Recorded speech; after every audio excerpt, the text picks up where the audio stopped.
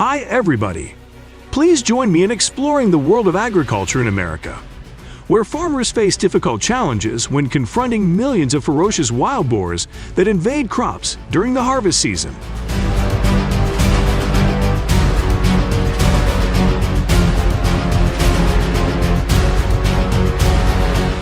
In this video, we will witness an exciting adventure and discover how talented farmers face this special challenge. The most effective wild boar hunting season is usually done by helicopter. Follow catfarmer and discover the unique and effective strategies American farmers use to solve this problem. Don't forget to leave number 1 if you are ready.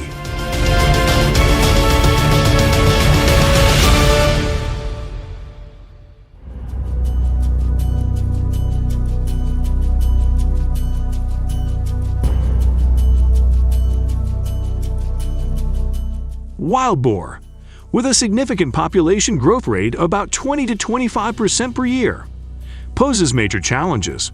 Its rapid reproduction and ability to adapt to a variety of environments make management difficult.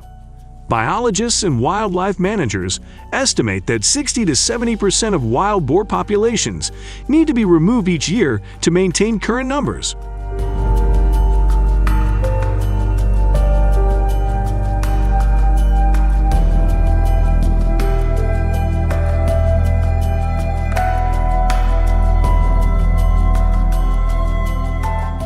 Wild boar populations, although large and intelligent animals, with adults weighing up to 661.38 pounds, are also capable of traveling alone or in groups to forage. Although wild pigs move quite slowly because of many obstacles, this does not reduce their danger.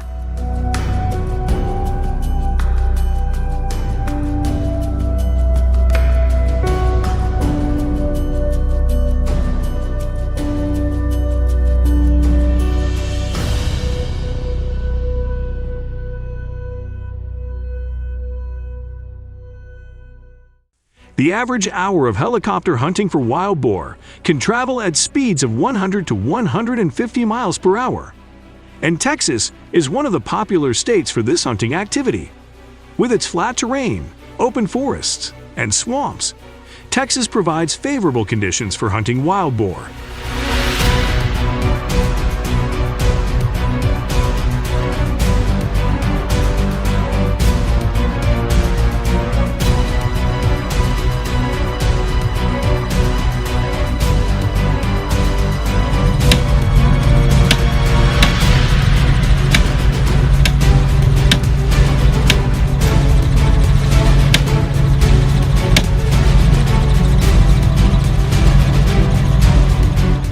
The helicopter wild boar hunting adventure is an exciting and challenging experience.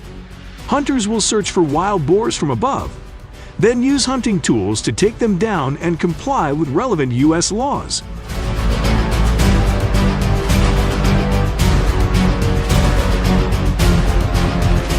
The number of wild boars hunted each year ranges from several 100,000 to several million. When a wild boar is detected, the hunter will immediately notify the pilot, and together they will fly to the animal's location.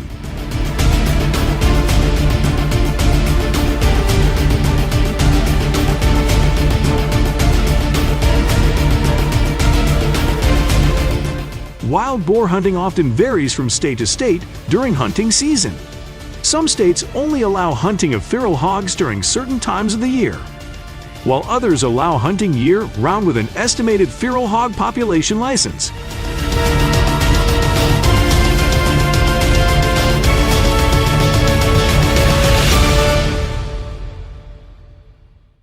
Hunters aim to use hunting tools to take down their targets, especially wild boars. The method is usually performed by taking down from the back of the head or neck, ensuring that the takedown is quick and effective. The average visual range of hunting helicopters is 750 feet, meaning they are capable of hitting targets at this distance. However, there are hunting devices that can operate at a range of 1,000 feet, expanding the possibilities of hunting in a variety of locations.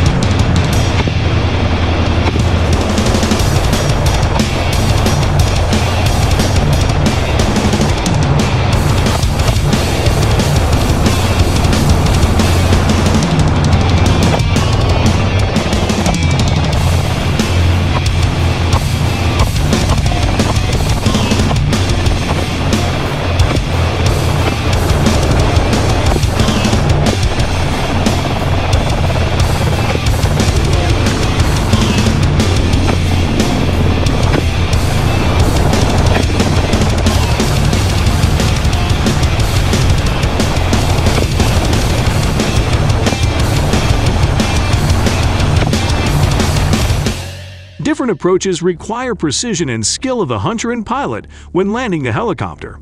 Safe altitude depends on the terrain and the type of helicopter rotor, which is important in repelling pig populations and bringing them into an easy-to-kill area. Helicopter blades also help hunters easily spot them in the bush.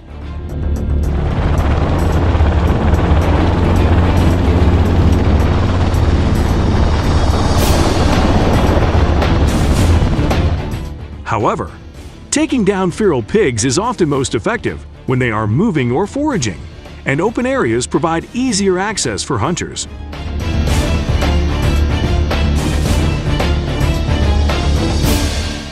The number of wild boars that can be destroyed per hunt can be from 1 to 3. But using helicopters to hunt wild boars also has disadvantages. This method allows hunters to access remote areas and take down many animals in a short time. However, the high cost and risk of endangering people and other animals in the area are disadvantages of this method.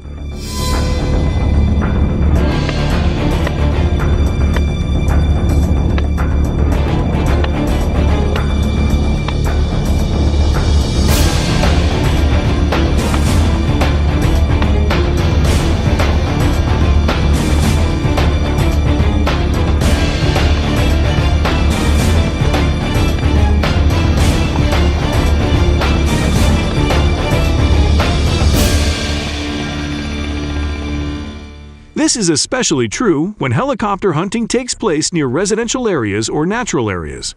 Therefore, caution and careful consideration should be used before using this method to ensure safety and protect the surrounding environment.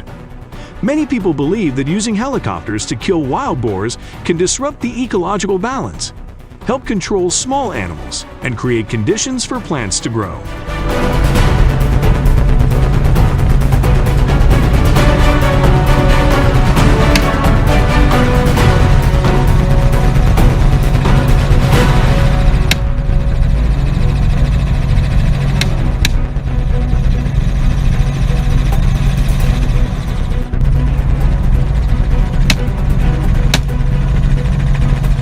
However, using helicopters for hunting can cause environmental pollution due to noise and smoke emissions.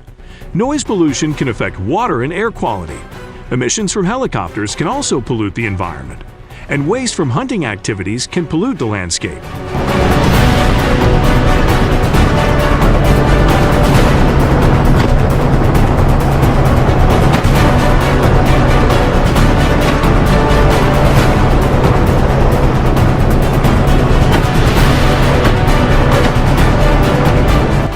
Using helicopters to hunt wild boars is generally considered inhumane, as it can lead to the extermination of young or pregnant wild boars. This method is becoming increasingly popular in the U.S. because of its effectiveness and speed. However, it also faces many challenges, and the intelligence of wild boars can affect the effectiveness of the hunting process.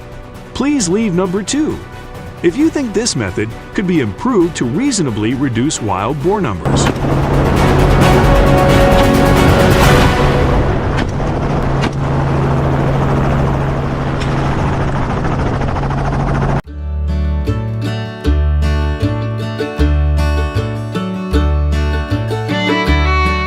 The massive European rabbit boom in Australia is another example of the impact of wild boar-like animals that reproduce rapidly and adapt to a wide range of habitats. It has caused many environmental and economic problems, degraded land, affected agricultural productivity, and caused ecological imbalance.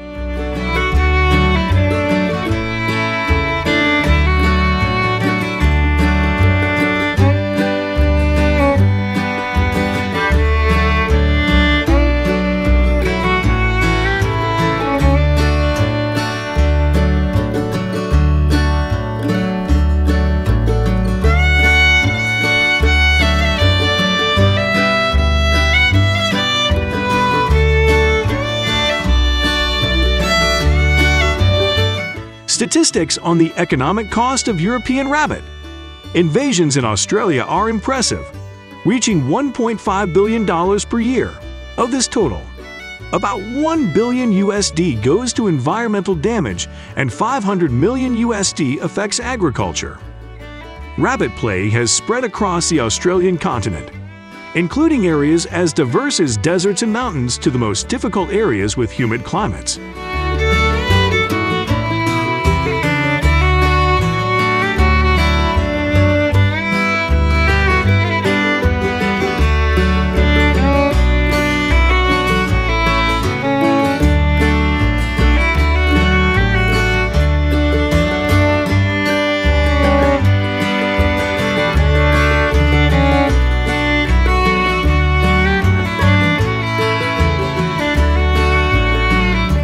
People participated in this hunt, catching millions of rabbits.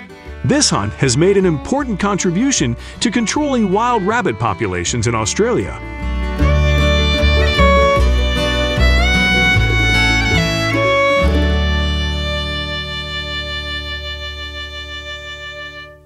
Daytime rabbit hunting in Australia is often carried out in areas with thriving vegetation, such as grassland or bush.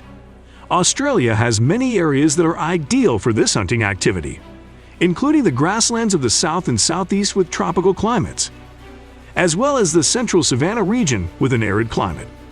This is helping to control rabbit populations and protect the Australian environment from the negative impacts of invasion.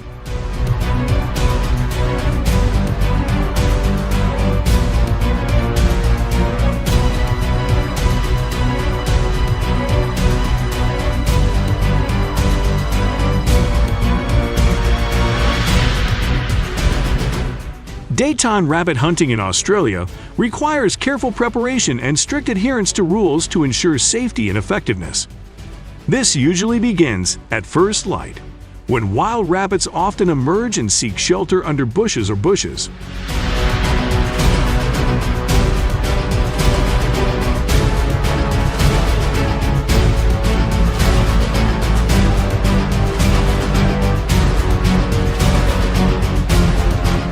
The hunter needs to approach the target carefully to ensure an accurate and immediate kill, avoiding causing unnecessary pain to the animal. Once felled, wild rabbits are harvested for use as food or animal feed. The hunting process requires participants to comply with Australian hunting laws. Choose the correct type of hunting equipment and carry out inspection before use. Safety is a primary concern, and using hunting equipment in safe locations is important. Respecting the environment also plays an important role, helping to maintain natural balance during hunting.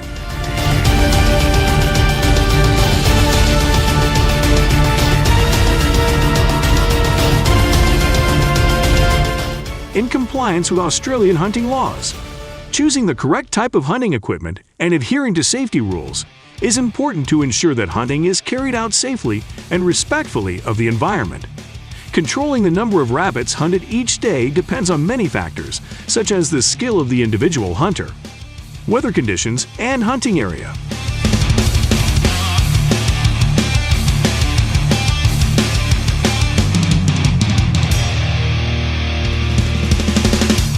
To ensure safety and increase the effectiveness of controlling rabbit populations at night, hunters often take advantage of the strong activity of rabbits when they come out of their nests to eat and hunt at this time. Using headlights helps hunters see rabbit fur more clearly in dark conditions, increasing the likelihood of catching more rabbits than hunting during the day.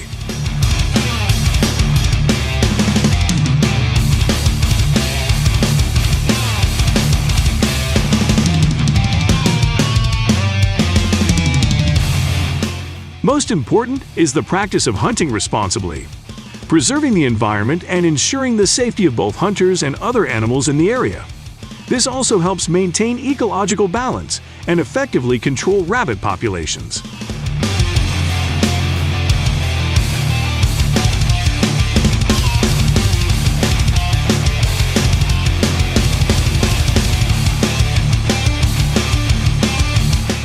Hunters often use hunting tools to catch them at once, with each hunter capable of catching about 20 to 30 rabbits in a single night. However, the actual number may be lower due to the influence of skill and the diversity of night rabbit hunting locations.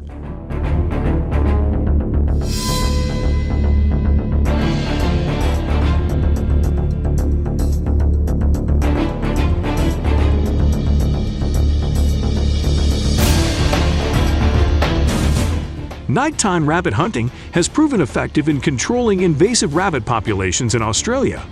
According to Australian government estimates, about 100 million rabbits are destroyed each year, making an important contribution to efforts to control and protect the environment. Nighttime rabbit hunting is a unique and effective way to control wild rabbit populations and ensure environmental sustainability.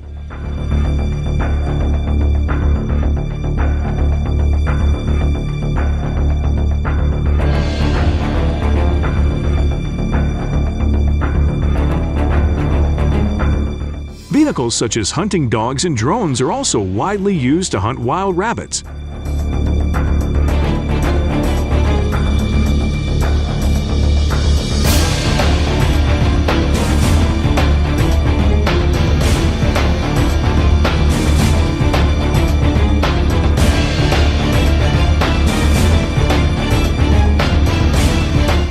The drones are capable of detecting rabbits in their surroundings and are combined with other vehicles, such as boats, to navigate the swamp. Hunting rabbits during the day through flexible methods and taking advantage of marshy environments is also considered an effective method to meet the challenge of wild bovines. This gives groups of hunters flexible access and the opportunity to catch rabbits even during the day.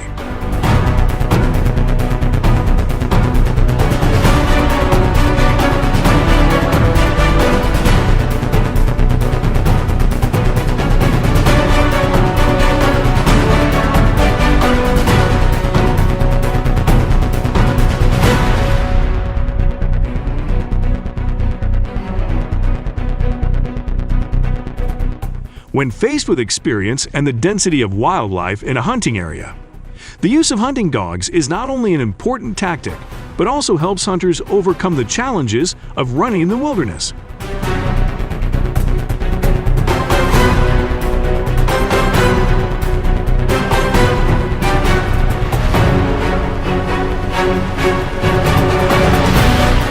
Hunting methods for wild pig movements on marsh grass are often carried out with the assistance of hunting dogs to optimize search and harvest capabilities. The use of boats also played an important role in helping hunters move efficiently and overcome the difficulties typical of swamp environments.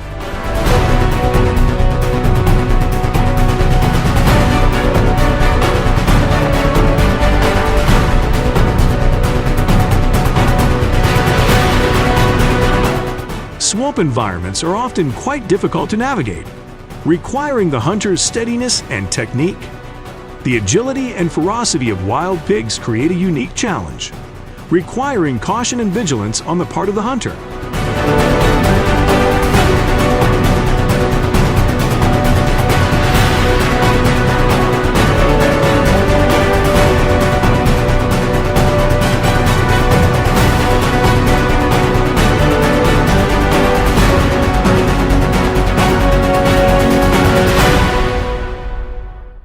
In the state of Mississippi, the swamp rat population is a serious problem with an estimated 100 million animals, more than any other state in the United States.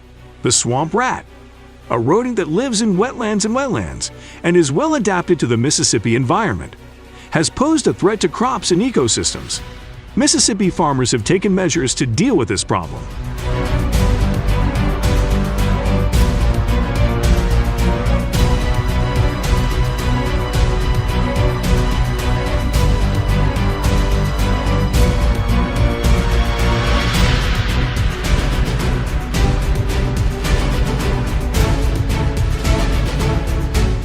Swamp rat hunting is the most effective control method in Mississippi, where farmers and hunters work together to maintain a balance between humans and animals throughout the year.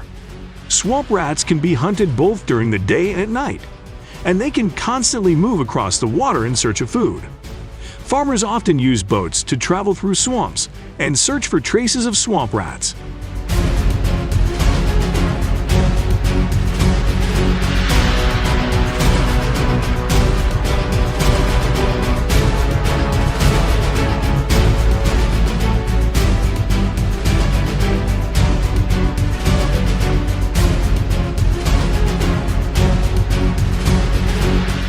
Mice tracks often appear from the grass lines on both sides of the swamp, and they can even swim on the water's surface. The important skill is standing still and aiming the mouse accurately. And this is a difficult problem that requires practice before participating in the swamp mouse hunting journey.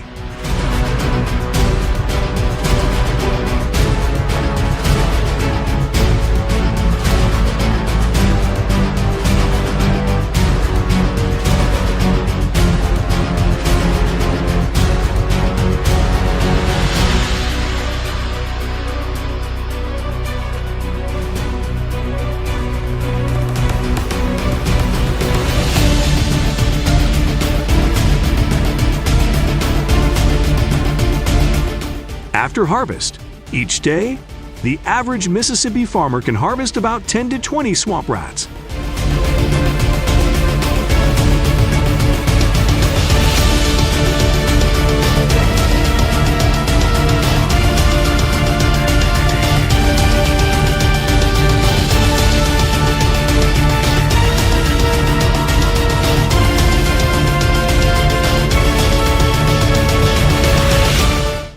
Their meat is used a lot due to its unique flavor and many nutrients.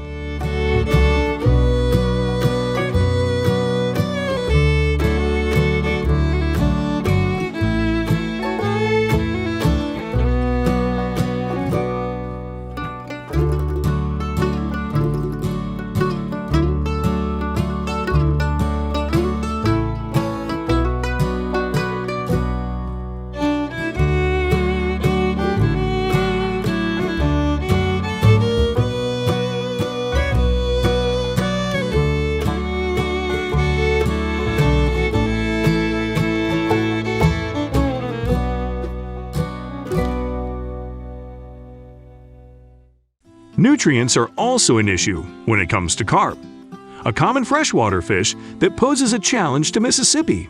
It was introduced from Europe in the 19th century to farm tilapia, but quickly became an invasive fish and created many local environmental problems.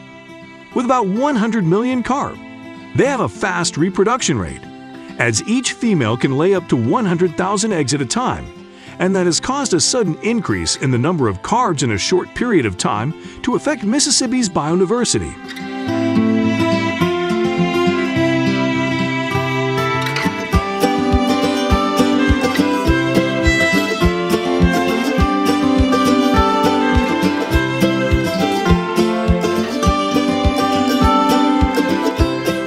To solve this problem, farmers are implementing a series of innovative measures to deal with invasive Asian fish in Mississippi.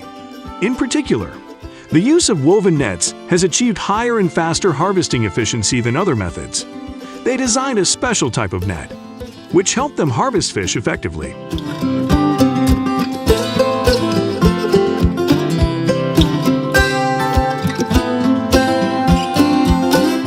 By using nets, farmers can effectively catch fish in both compartments. The long net is fixed from one end of the bank and stretched across the other end. Once the net is deployed, the boat moves through and creates a powerful force impact, causing the Asian fish to move and be sucked into the net.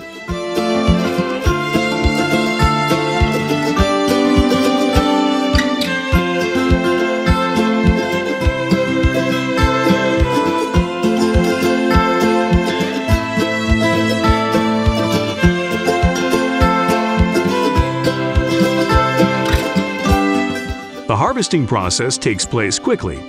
It only takes about 20 to 30 minutes to pick up the net, especially on days when the Asian fish invasion is strongest for about 3 days. With this measure, farmers successfully harvested 96,000 pounds of Asian fish, which is an effective and interesting solution to reduce their impact on the local environment.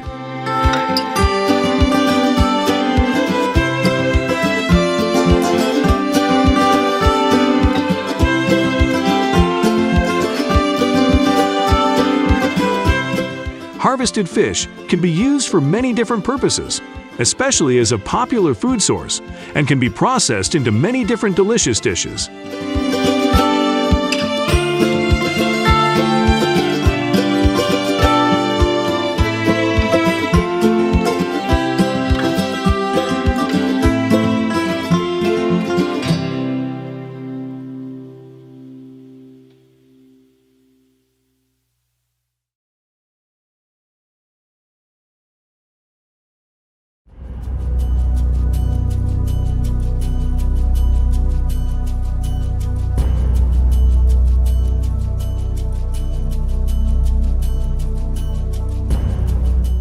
In the state of Texas, the corn growing area is facing a major challenge from the number of feral hogs.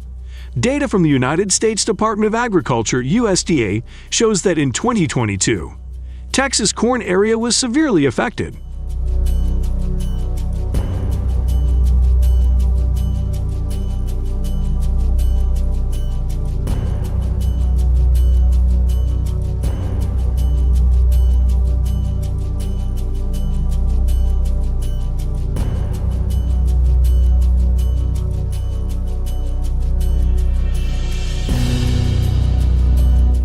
With approximately 1.5 million acres of corn targeted by feral swine, that represents 14% of the state's total corn acreage. Wild boars have destroyed many cornfields, eating newly planted corn areas and leaving horrifying traces, including footprints and hair in the fields.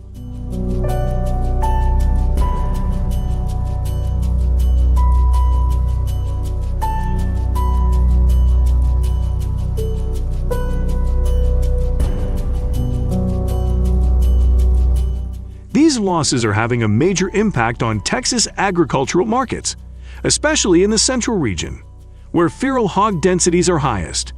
Texas farmers are facing a major challenge in maintaining production and protecting their fields from the negative impacts of feral hogs.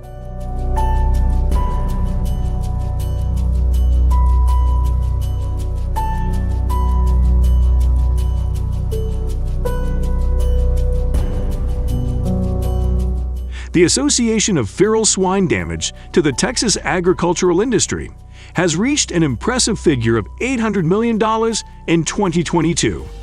Texas authorities are making efforts to control and reduce the feral swine population. However, this is a major challenge that requires close collaboration and innovative solutions from both local communities and governments.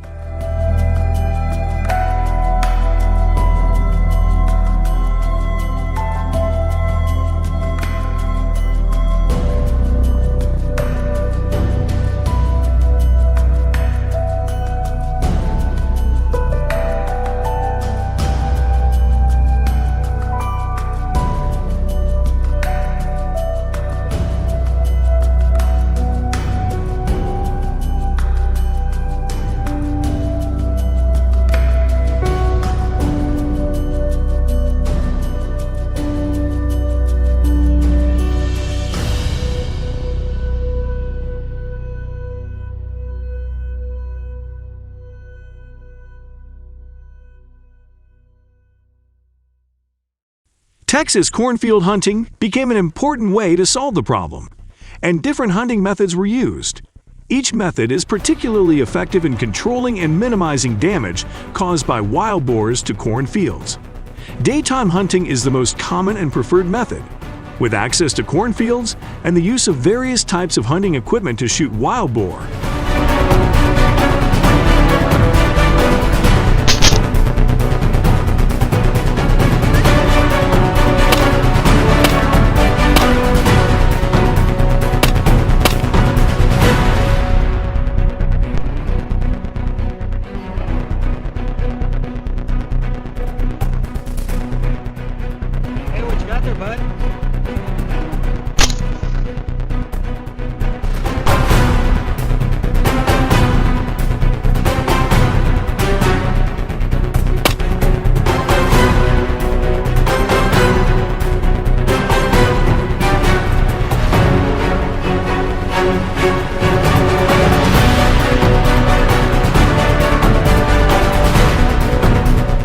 Specifically, a hunting incident that recorded a giant 680 pounds wild boar in one day in central Texas is an example of the effectiveness of control and hunting measures to protect the agricultural industry.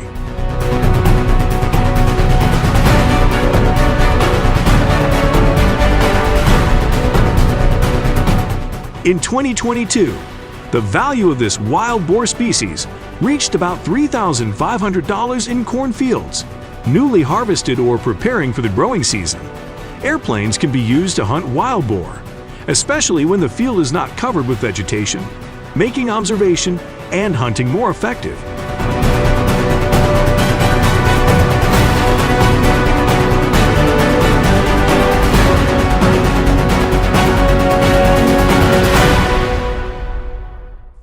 Helicopters are a common type of vehicle used to hunt wild boar.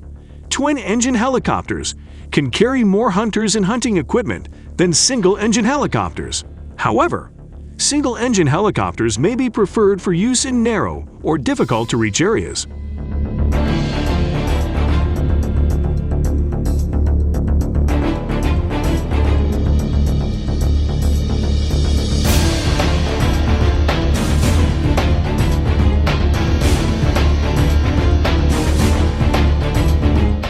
To enhance hunting efficiency and reduce noise and impact on residential areas, helicopters often fly low to approach wild boars.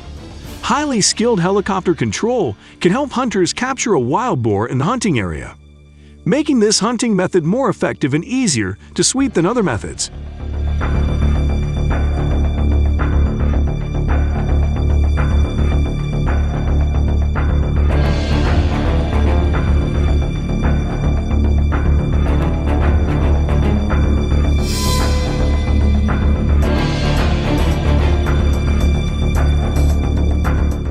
In addition, hunting wild boar by helicopter is not only safer than hunting by foot, but also helps hunters avoid direct contact with this animal.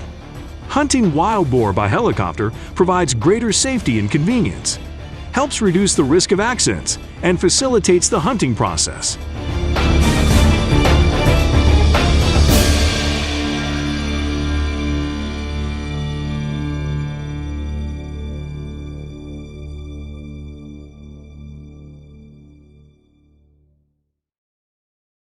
However, this method also has some disadvantages.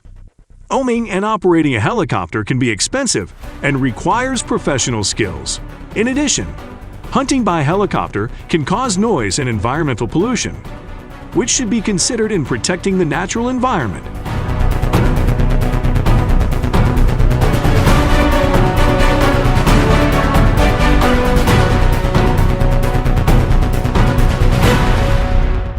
Do you believe in other more effective solutions? If so, please share your opinion below. And don't forget to like this video. Subscribe to support the channel and share with your friends so they can enjoy it too.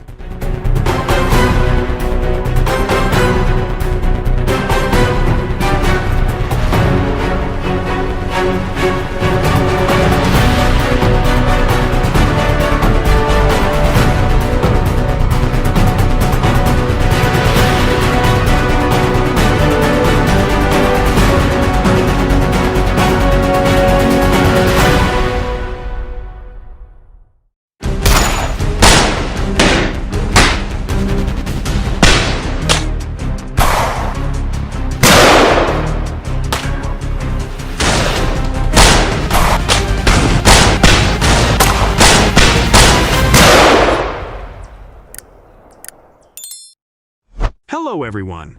Today, we will explore the American bear species. It's known that over 30,000 bears are killed each year in the United States. What are the reasons behind such a large number of bear killings? What measures have farmers and hunters taken?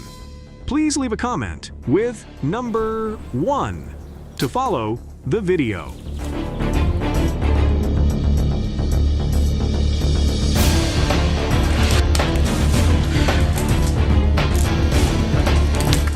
According to U.S. media reports, some tourists leave leftover food at campsites, inadvertently attracting bears. Over time, bears venture into towns and urban areas in search of food. There have been numerous cases where bears have attacked vehicles to obtain food. Additionally, they rummage through trash bins and may attack livestock, causing estimated damages of up to $5 million, according to the U.S. Department of Agriculture.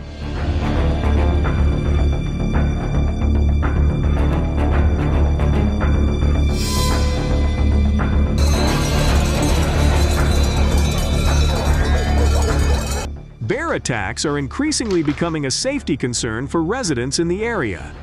To address the damages caused by wild bears, the U.S. government has implemented measures by installing traps to tackle this issue. These traps are designed to securely grasp a bear's leg in a safe manner, preventing their escape. They are set up for effectiveness in capturing bears, with mechanisms that activate a secure locking mechanism once the bear's leg is caught.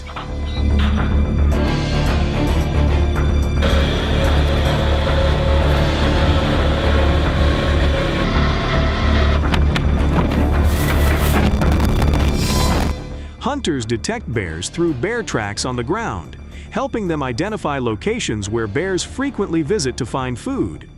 Once identified, they need to thoroughly clean and prepare the area, removing any foreign objects to avoid revealing the trap. Next, they dig a hole large enough to partially bury the trap, ensuring that the jaws of the trap are below ground level and facing the direction where bears commonly pass through.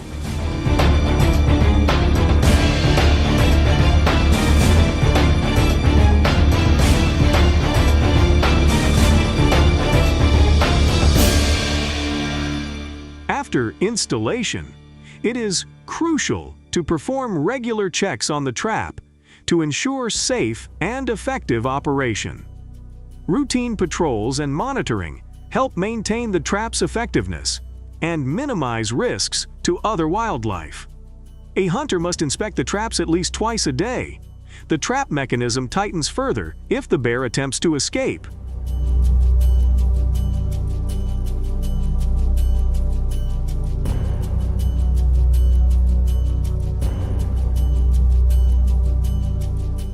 To prepare bait to attract bears to the trap location, hunters use items such as pastries, expired food, and peanut butter or molasses.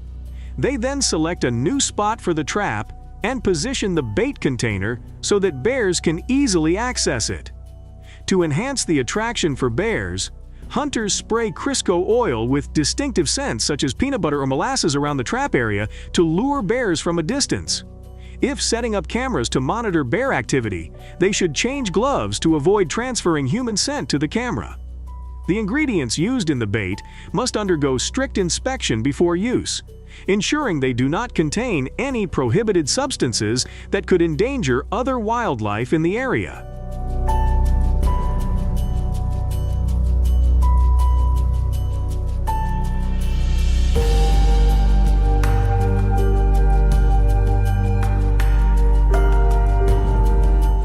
Bait containers are designed to assist hunters in bear hunting. Hunters often use 30-liter polyethylene plastic barrels due to their portability and ease of handling. The barrel is designed with holes on the bottom so that bears can easily access the bait without needing to destroy the barrel. Additionally, using chains and lag bolts to secure the crate to a tree is also common practice.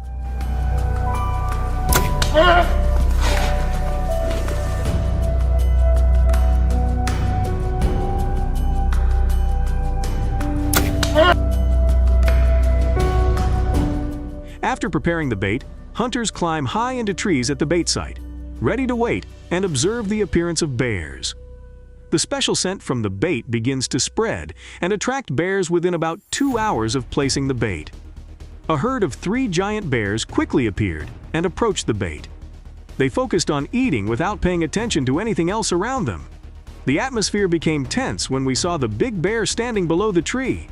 The hunters were ready for a dramatic encounter.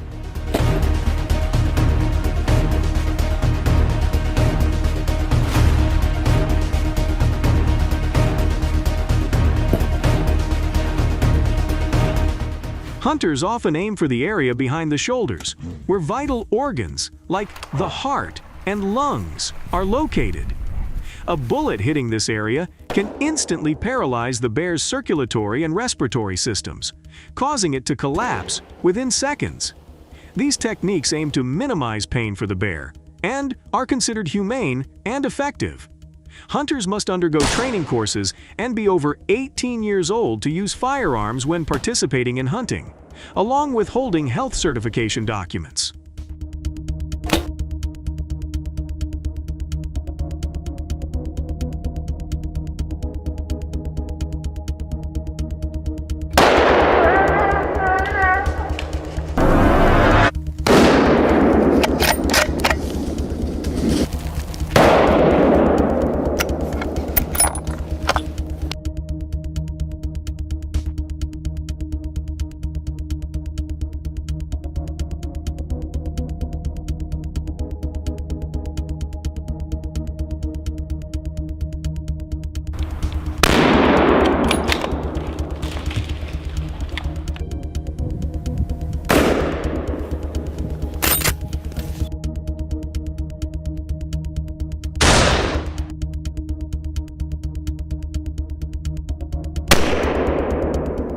Hunting bears with the assistance of hunting dogs is an effective and safe method for hunters.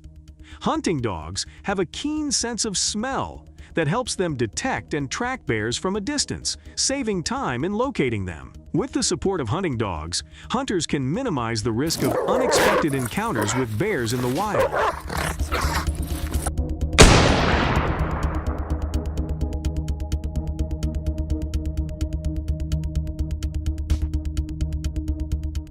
Bears have poor eyesight but a highly developed sense of smell, which helps them detect human scent from afar. Therefore, when hunting bears, hunters should wear dark-colored clothing and use scent-eliminating products. Additionally, hunters should move in the direction of the wind to avoid being detected by bears.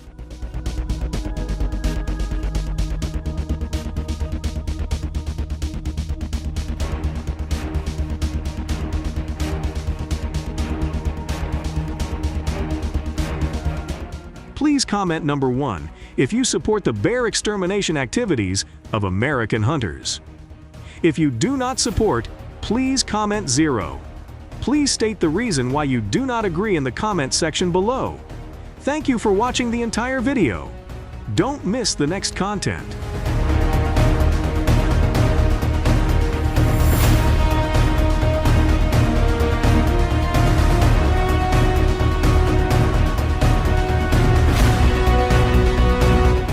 Not only bears are aggressive, but crocodiles are also reptiles known for their ferocious nature. Crocodiles are reptiles living in freshwater and brackish environments, primarily found in tropical and subtropical regions worldwide. They are rugged-looking creatures, typically with long and robust bodies, large heads, and wide mouths.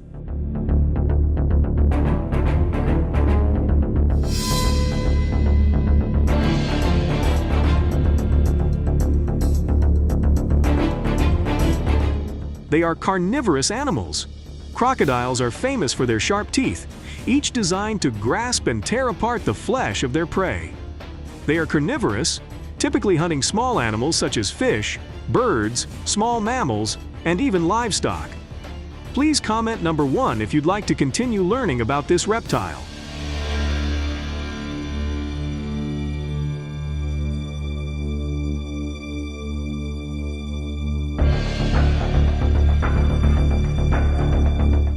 Crocodiles can live long lives, with an average lifespan ranging from 35 to 50 years.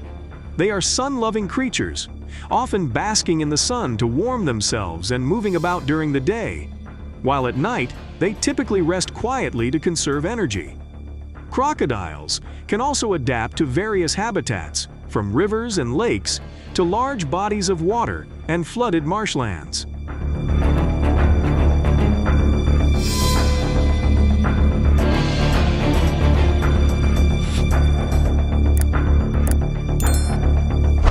However, the presence of alligators also poses a risk to humans, especially when they invade residential areas during major floods.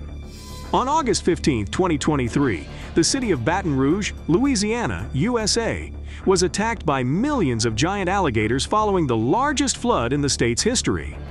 This flood was the result of Hurricane Goliath, causing heavy rains leading to severe flooding across the region, bringing alligators into the city.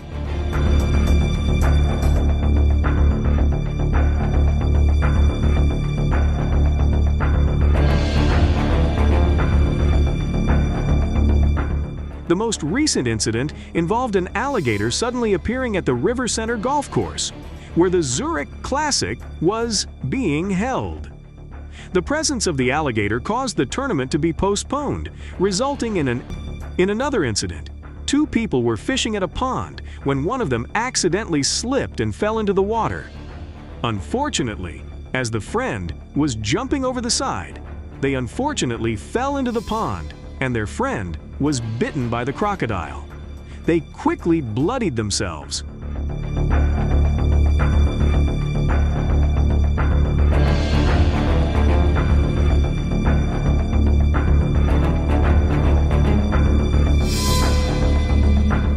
Serious crocodile attacks have raised significant concerns as they invade urban areas and resort beaches. Organizations combating invasive animals have deployed the use of firearms to deter this invasion. This is considered an urgent solution to deal with the continuous attacks by crocodiles. Crocodile hunting is conducted in swampy areas around cities to ensure maximum safety for the residents.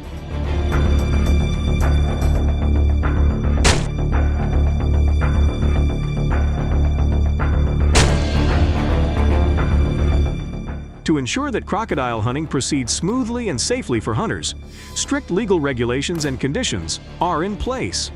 Participants in hunting activities must be over 18 years old and possess necessary licenses, such as a hunting license and a firearm license. If inspections find that hunters have not provided all required documentation, they may be fined and have their licenses revoked for 2 years. The use of firearms has contributed to a 30% reduction in the crocodile population. The government has implemented stringent regulations to ensure sustainability and balance in the ecosystem.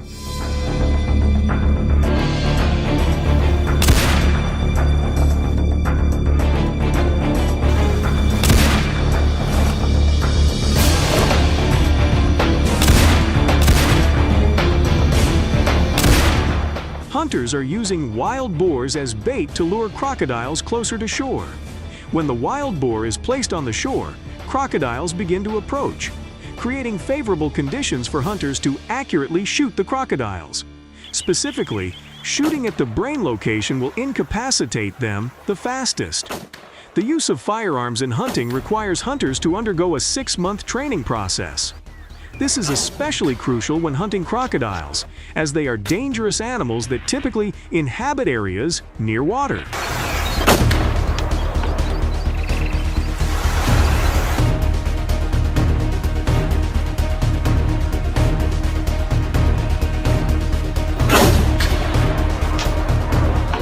This training course focuses not only on shooting skills and proficiency with firearms, but also on achieving accuracy. Hunters are trained to operate in challenging environmental conditions, such as marshy forests. When hunting crocodiles in swampy areas, they use ferries for convenient travel to hunting spots. Ferries also help hunters quickly transport crocodiles to shore at speeds up to 60 miles per hour.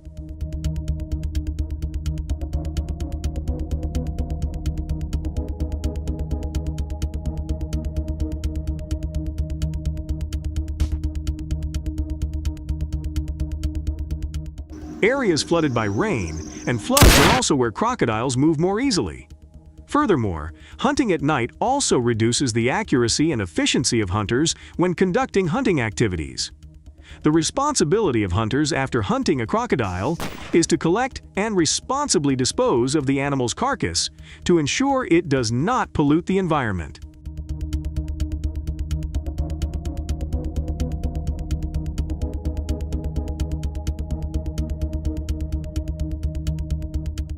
The use of firearms by hunters to deal with crocodiles has sparked much controversy and feedback from the community. Some believe it is necessary to protect the environment and humans from potentially dangerous crocodiles.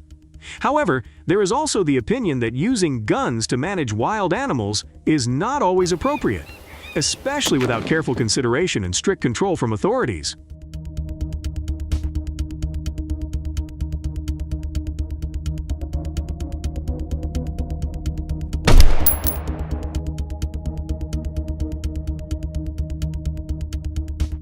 Accurate shooting methods also impact the environment and disrupt the lives of other animal species.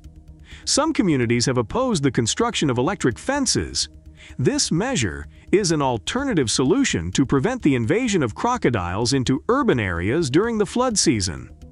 A study conducted in areas near mangroves in the southern United States showed that the use of electric fences reduced the number of crocodile intrusions into residential areas by more than 80%. This demonstrates that electric fences are not only an effective method, but also a humane choice to protect both humans and wildlife.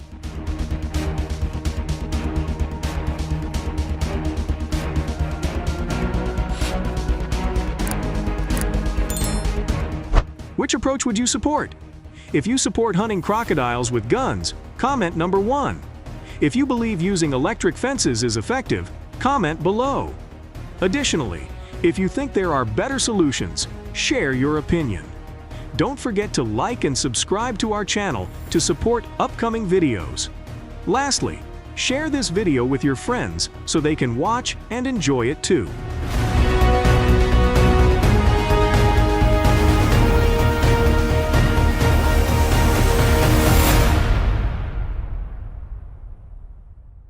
Have you ever wondered why the name baboon?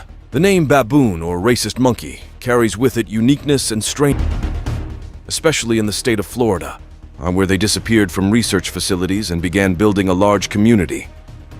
If you are excited about this content, please leave number 1 in the comments.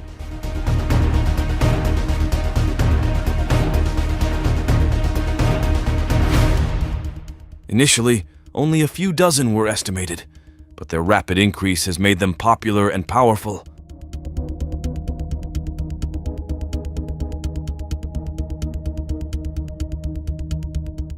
Baboons, with their thick gray or brown fur, along with a prominent red mark on their underbelly, create a particularly attractive and powerful image.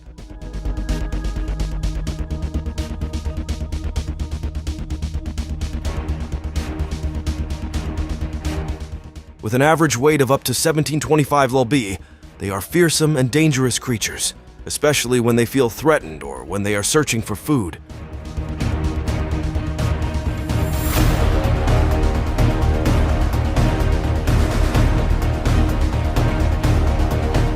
In urban environments, their ability to attack becomes more apparent than ever, especially when they steal food. Their sharp fangs, about an inch long, are natural weapons of fear.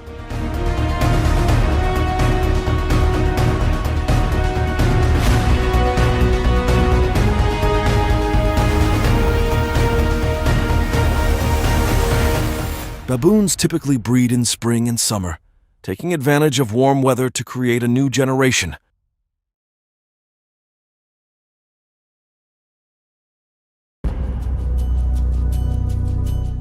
Each time they breed, they usually bring in 1 to 3 offspring, keeping their community growing.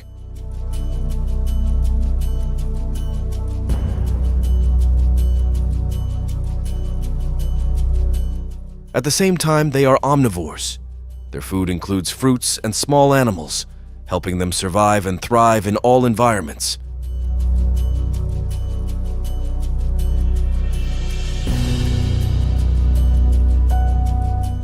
They live in large groups, have a clear social organization, and follow the leadership of male baboons, individuals who are highly adaptable to diverse habitats, from forests to grasslands and even urban areas.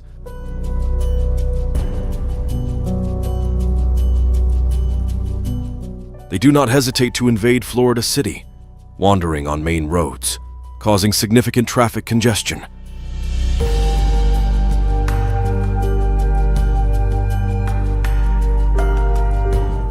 This congestion not only affects the daily movement of residents, but also delays ongoing public and business projects.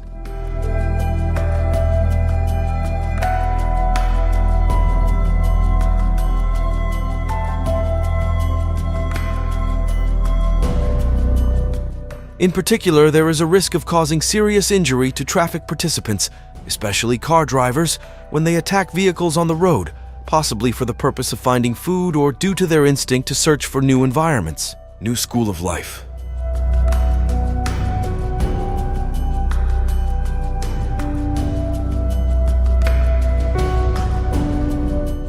Not only do they stop at causing traffic congestion, they also boldly live on people's rooftops, destroying infrastructure and personal property.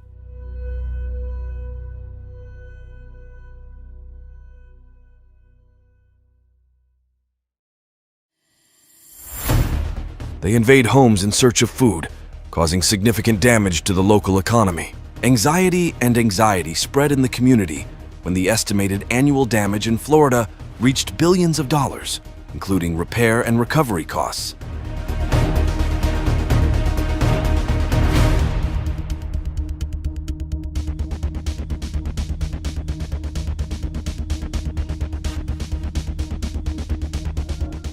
The negative impact on residents' mental health becomes increasingly severe, as they not only have to worry about losing safety and food from their residents, but also have to deal with baboons wreaking havoc on food sources across the city.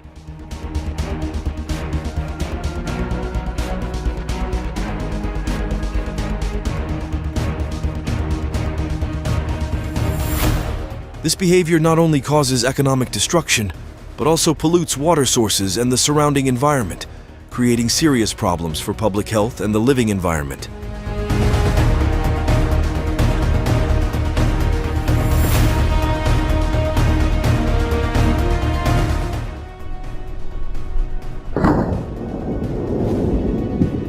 To cope with this situation, Florida residents have implemented hunting activities. Hunters often choose locations far from residential areas, where baboons often appear, to conduct effective hunting.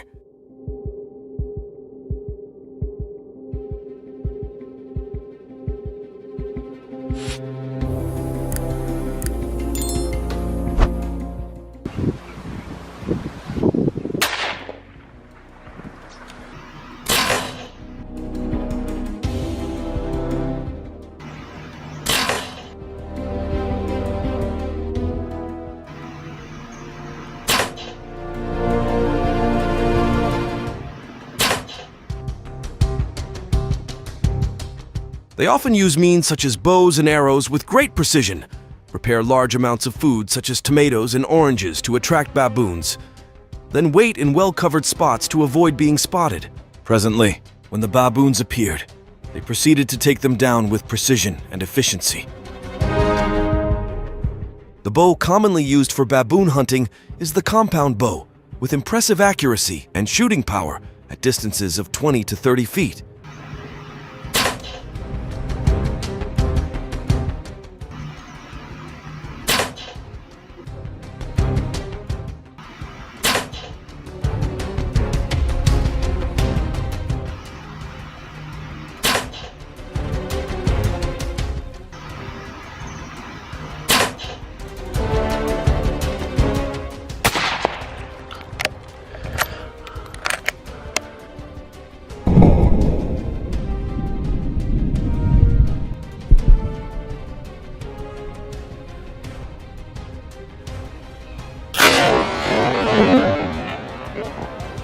Hunters often target the head or neck area to take them down quickly and effectively.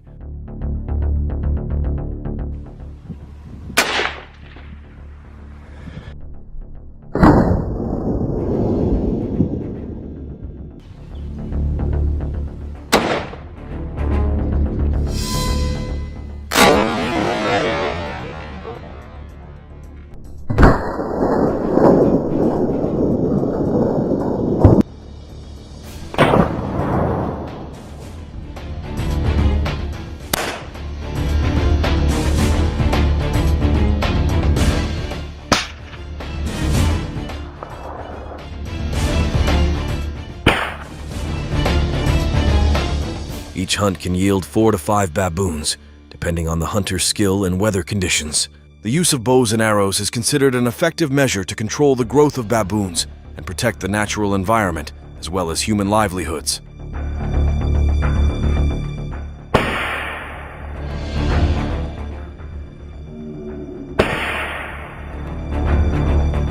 However, the use of bows and arrows also needs to be closely monitored to ensure that it does not negatively affect humans and other animals in the area.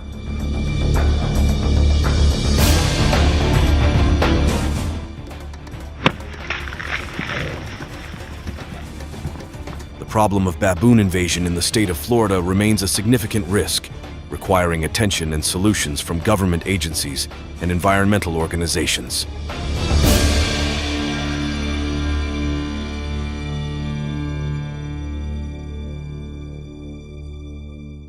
Despite control measures, there are still large areas where baboons can roam freely and cause hardship to communities.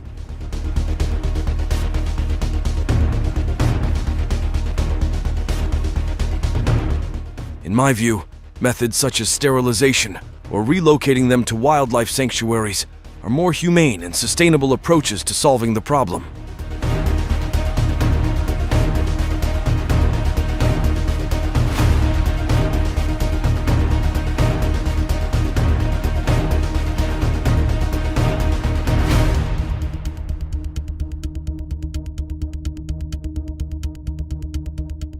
Besides minimizing risks to humans, we also need to consider the existence and rights of animals, including baboons.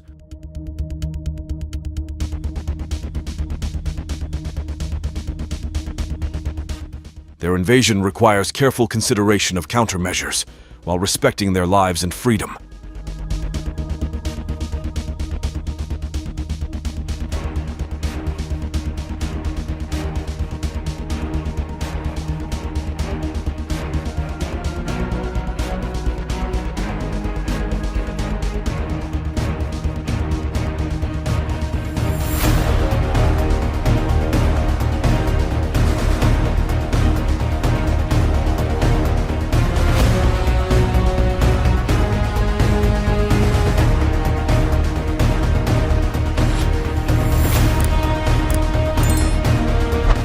According to estimates from the U.S. Department of Agriculture, Texas is currently home to approximately 2 million wild feral hogs, constituting over 40% of the total feral hog population in the United States.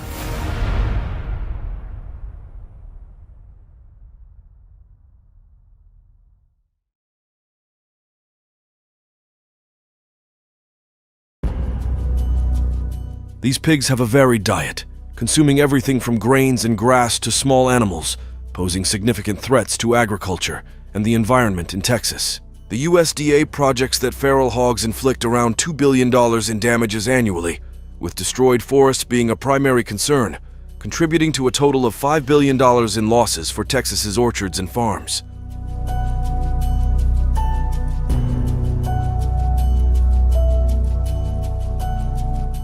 With an estimated total of approximately 500 million wild boars, their nocturnal attacks often target areas abundant in food sources, such as livestock areas and forests near residential regions. Typically comprising 10 to 20 animals per herd, there are also larger herds consisting of up to 100 individuals.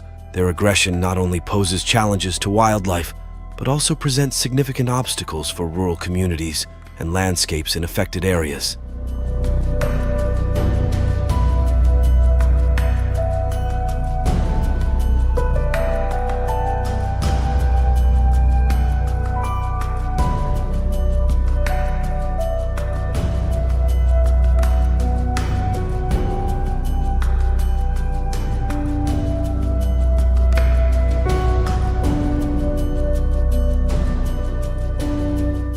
Nighttime hog hunting in southeast Texas is a favored pursuit, drawing the attention of numerous hunters. Given that pigs are frequently active during the night, it offers an ideal chance for individuals seeking to challenge themselves in demanding hunting conditions. Hunters in the region frequently employ specialized skills to enhance their chances of success.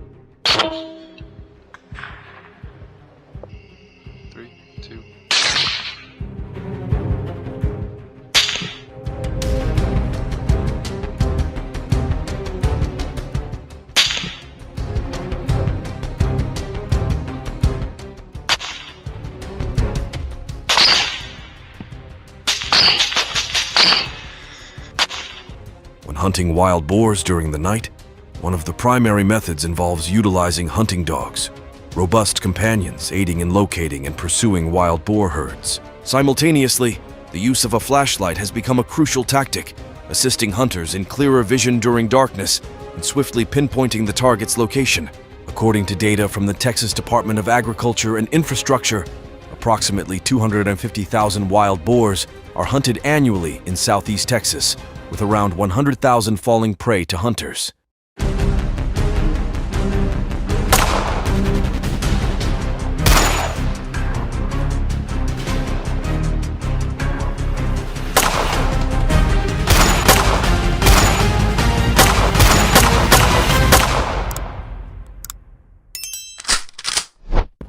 In recent years, Japan has been witnessing a storm of wild boars spreading everywhere. From deep forests to vibrant entertainment areas, this is not just a simple problem of animal invasion, but also an unexpected challenge for the whole community.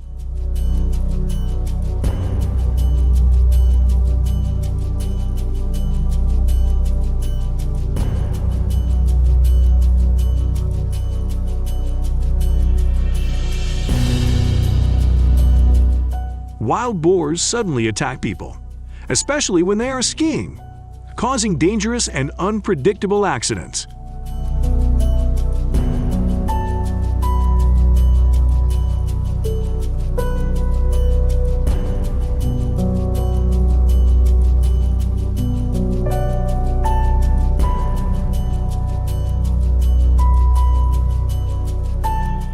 Wild boars often appear not only in peri-urban areas but also invade residential areas, causing serious problems such as destroying crops and damaging streets. If you want to know how to solve the wild boar problem in Japan, please leave number 1 below in the comments section.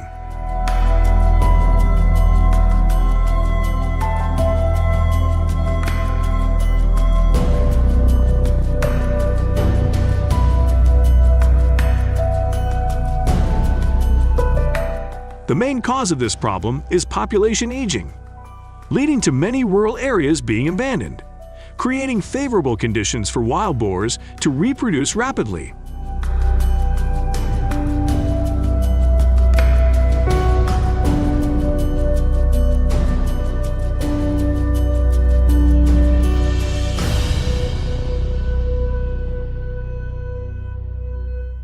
They freely roam the streets and often rush like crazy into vehicles, causing accidents and damaging cars.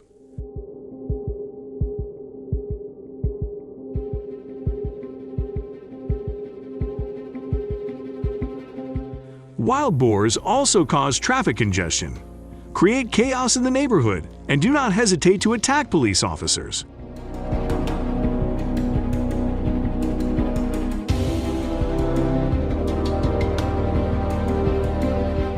To control the situation, these people often use nets and screens to capture wild boars, and in some cases, they are successful in doing so.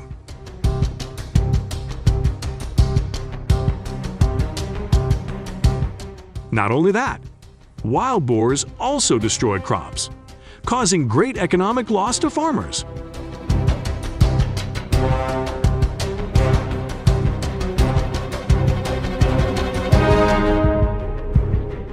Faced with the serious problems that wild boars have caused, Japanese farmers are applying many measures to deal with wild boars, such as traps, guns, and hunting dogs.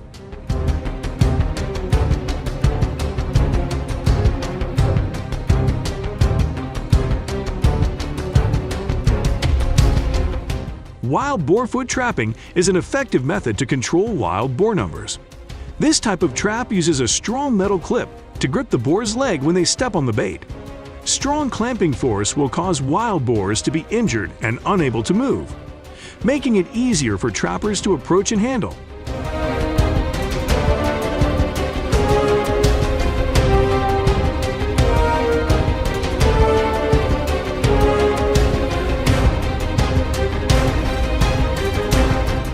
Special traps called wild boar nose traps are used to control the wild boar population. This type of trap uses a wire or steel cable attached to a sharp metal bar. When the wild boar steps on the rope, the metal bar will pierce the pig's nose, causing injury and panic.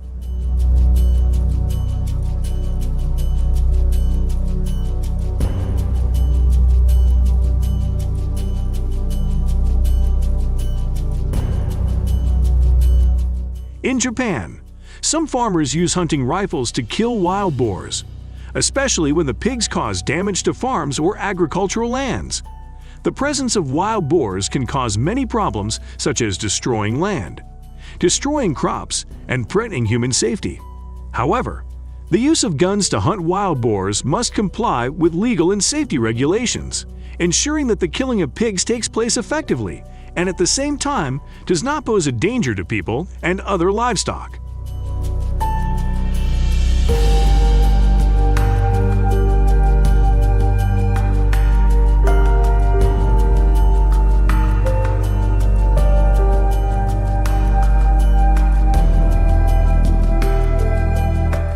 Hunting dogs have become indispensable companions in hunting wild boars. With the ability to detect scent and flexibility, they easily move in the jungle, following the trail of hard-to-find prey. As the hunters entered cautiously, dogs led the way, their bark signaling the arrival of wild boar ahead. With cooperation and natural hunting skills, the bond between human and hunting dog grows stronger, creating an exhilarating hunting experience.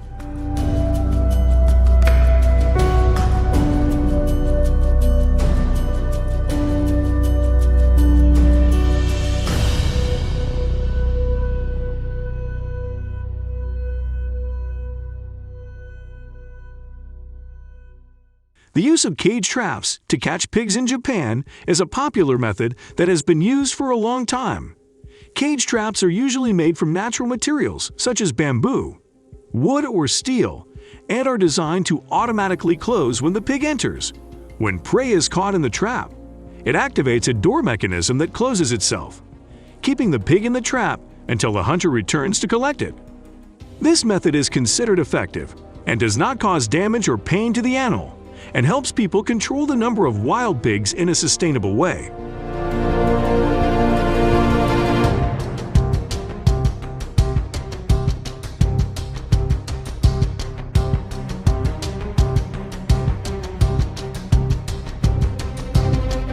In addition, they also plant unattractive plants for wild boars and surround the fields with nets to prevent their entry.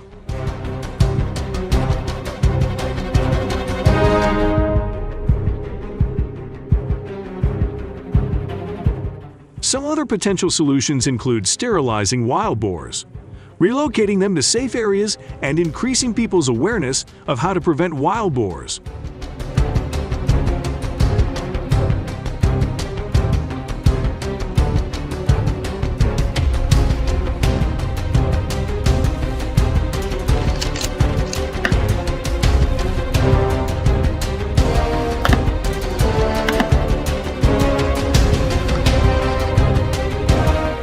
And encourage everyone to participate in control efforts, so they can share information about how to take safe and effective measures to protect food sources and habitats.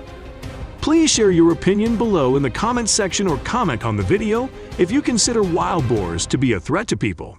If you disagree, leave a 0 in the comments section.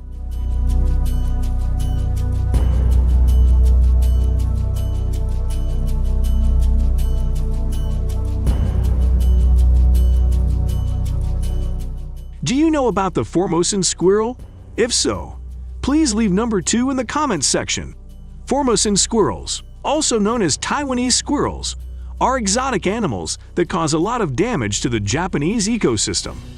They were introduced to Japan in the early 20th century and are now proliferating in many areas, especially in Kamakura City.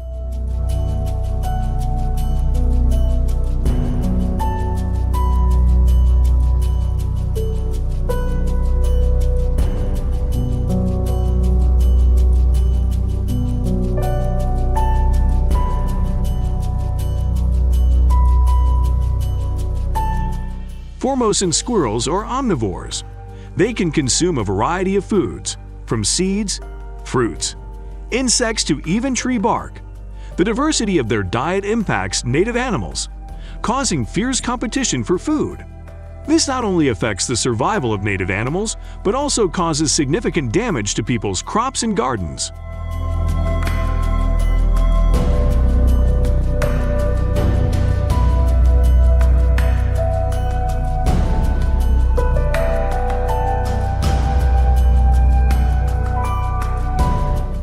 Formosan squirrels are one of the main causes of the population decline of Japan's native bird species. They eat eggs and young birds, making it difficult for these birds to reproduce and develop. Formosan squirrels can carry pathogens, endangering the health of humans and other animals. Some diseases carried by Formosan squirrels include rabies, scabies, and Powys and virus disease.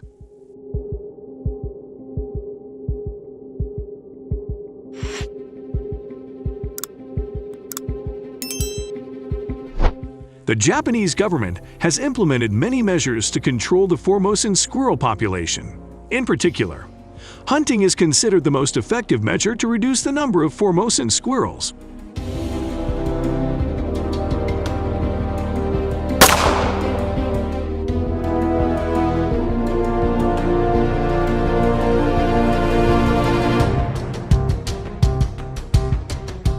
The Mainichi newspaper reported that local authorities in 2000 launched a plan to capture and destroy squirrels. Still, squirrel numbers continue to increase, reaching an estimated high of 1,571 squirrels in 2018.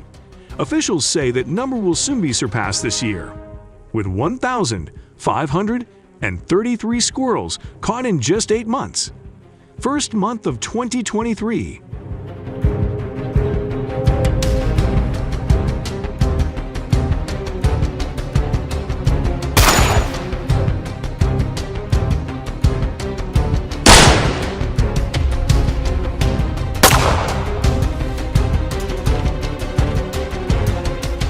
In addition, they also use traps to capture Formosan squirrels alive and relocate them to other areas, helping to limit the spread of this animal.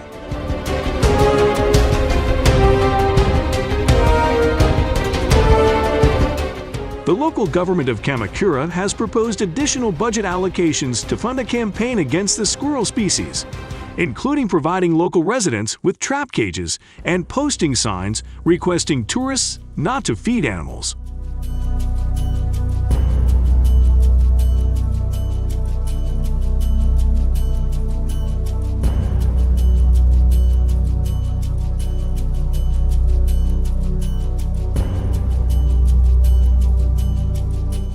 Squirrel meat is a unique and nutritious dish, loved for its delicious taste and high nutritional value. With its light pink color and soft texture, squirrel meat is not only rich in protein, but also contains many important vitamins and minerals, such as vitamin B12, B6, potassium, and iron. In particular, squirrel meat is low in fat and cholesterol, making it an ideal choice for people who want to maintain a healthy diet or have heart health problems. Have you ever tried this squirrel meat dish? Please share your opinion in the comments section below.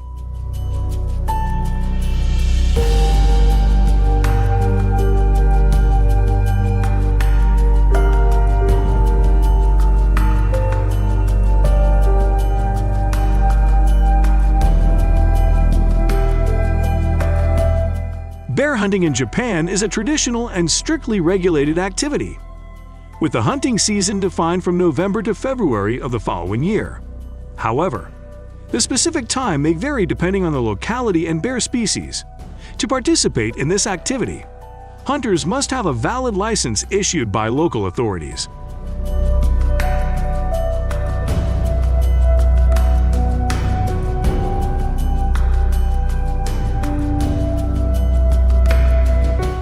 Bear hunting in Japan is not just a sporting activity, but also part of the country's long-standing culture and tradition. However, it is also a challenging activity and requires careful preparation along with strict adherence to safety regulations.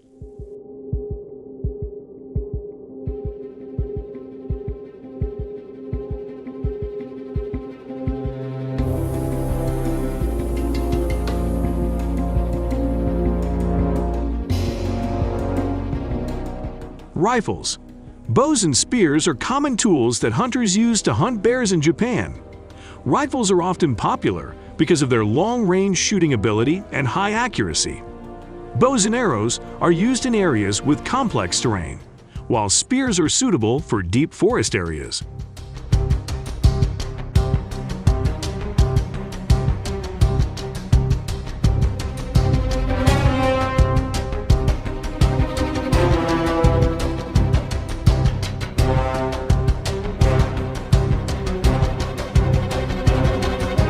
Hunting and wading are the two main methods favored by hunters.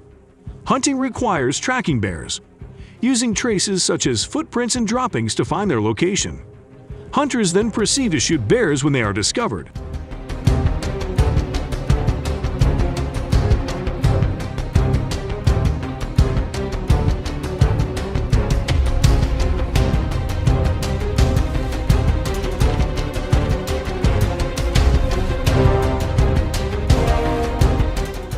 Meanwhile, standby hunters often place bait in places where bears often appear and wait for them to approach the bait before making a shot. This method requires patience and skill to choose the most effective location and approach.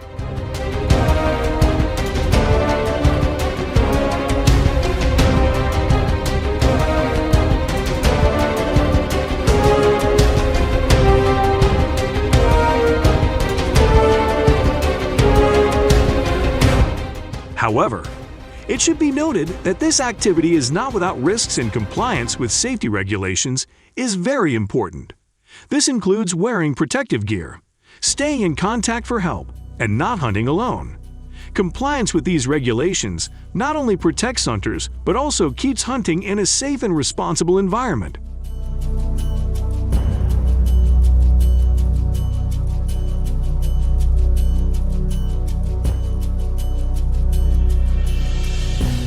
Meanwhile, the debate over bear hunting continues. But this diverse perspective is part of a broader scrutiny of striking a balance between environmental conservation and human needs. Bear hunting in Japan is not just about catching prey, but also about respecting and protecting the natural environment.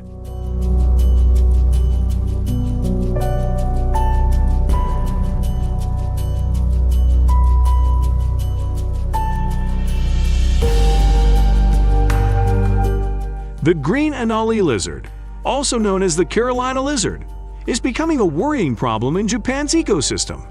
This lizard species, introduced to the country in the early 20th century, is spreading and multiplying in many areas across the country. Their uncontrolled increase is creating a new challenge in protecting Japan's biodiversity.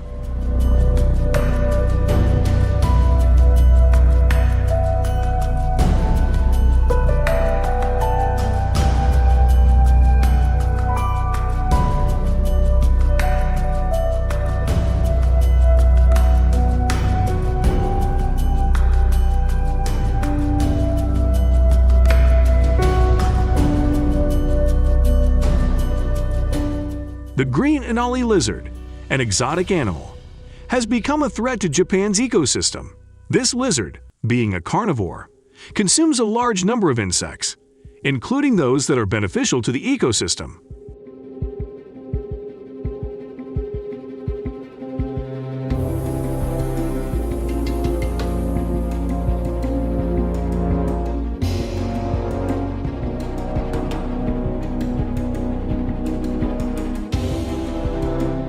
Competition between green Anali lizards and native lizards, especially tokay lizards, is fierce over food and habitat.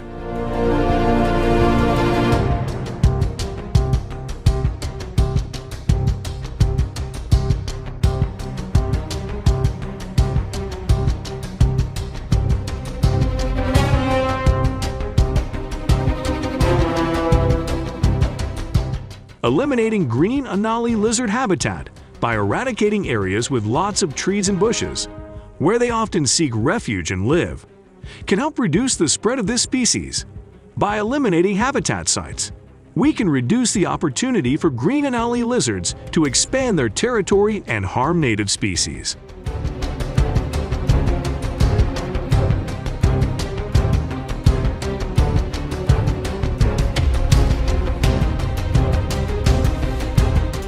Using traps to control green Anali lizard populations is another effective method.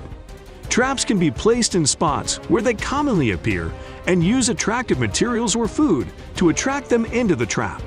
In this way, we can effectively reduce the number of green Anali lizards in the area and limit the uncontrolled growth of this species.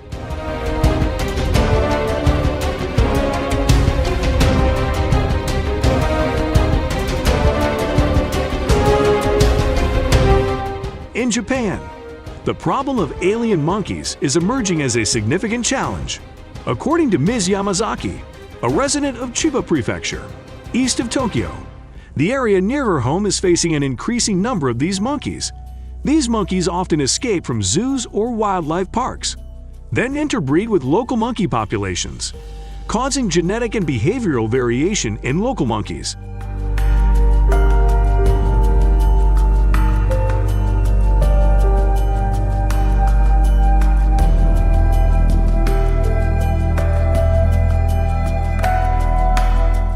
The consequences of this crossbreeding can cause many negative problems. The first is biodiversity loss, as hybrid monkey populations compete with native monkey species, leading to a decline in their numbers. The second is a change in monkey behavior, as some hybrid monkeys may carry aggressive or destructive genes from other alien monkey species, posing a danger to humans and property. Finally, imbalances in local ecosystems may also occur, as changes in the monkey's genetics and behavior may affect the relationships between them and other flora and fauna.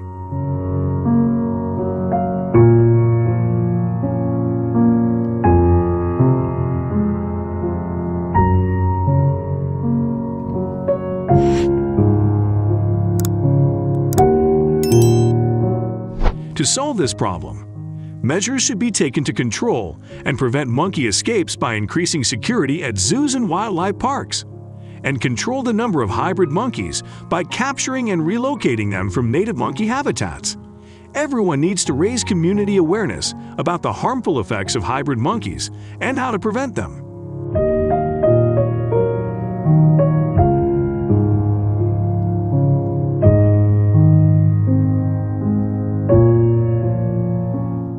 The hybrid monkey problem is a serious problem that needs to be carefully considered and resolved to protect local ecosystems and biodiversity. Research and control measures are being deployed to deal with this situation, and community cooperation is key in this process. Let's contribute together to protect the ecosystem by solving the hybrid monkey problem.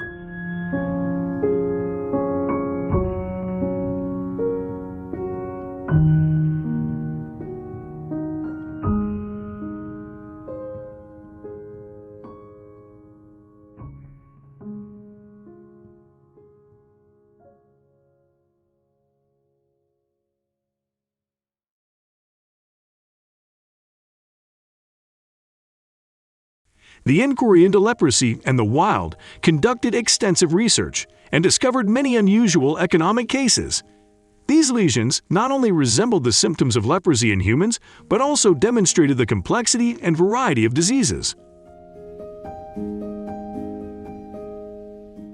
Chimpanzee researchers have described that different diseases cause leprosy in different chimpanzee groups, and that their genes are common in humans.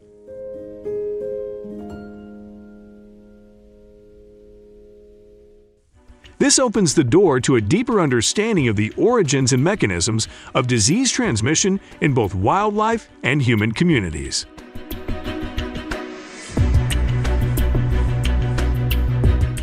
Red-eared turtles are an invasive species that competes with native turtles for habitat and food sources. Several other turtle species in the United States are at risk of extinction, given the predicament of millions of invasive turtle species. Are you curious to know how farmers here handle it? If so, please leave number 1 and start right away.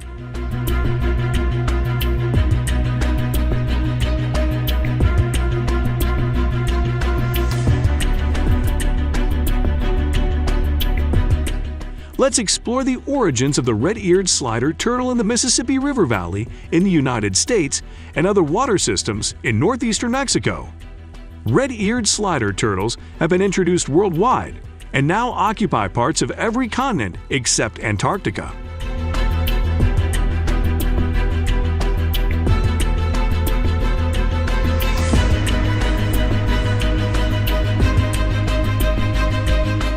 Many are released as unwanted pets after they grow too large for their living space, often released as part of traditional religious ceremonies.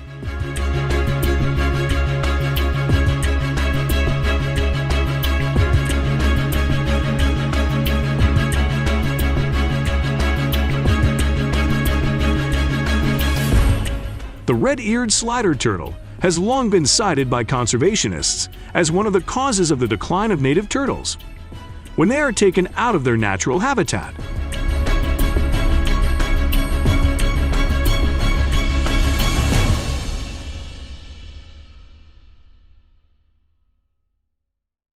Claims in the scientific literature about the role of red-eared slider turtles are sometimes exaggerated or lack solid evidence from experimental research under natural conditions.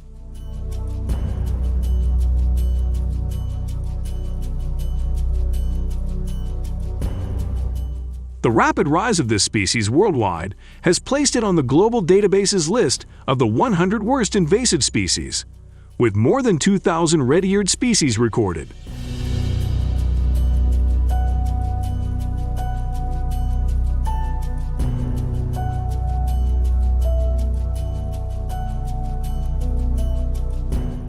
The introduction of slider turtles into Europe, especially in areas with warmer climates such as the Mediterranean, is thought to have a negative impact on European pond ecosystems.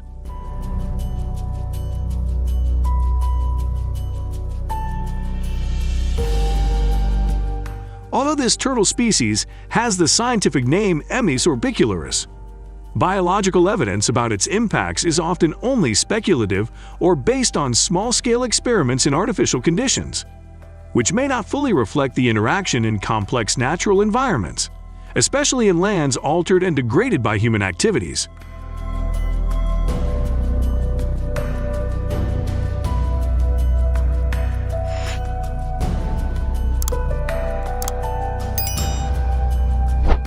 Rather than being a global exception, the provision of new habitats could face challenges for native species, including turtles, as they face the adverse effects of dominance of invasive species, along with other causes of species decline.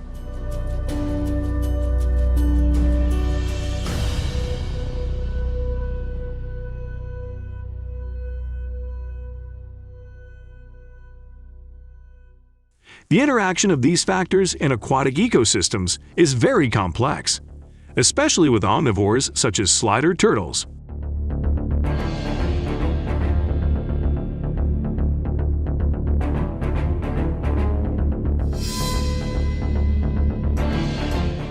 General studies of the habitat of slider turtles have generally shown that they are well adapted to environmental changes and are often dominant in the harsh urban environments where they are introduced. Each red turtle can lay 50 to 100 eggs per year, increasing the species' growth in new environments.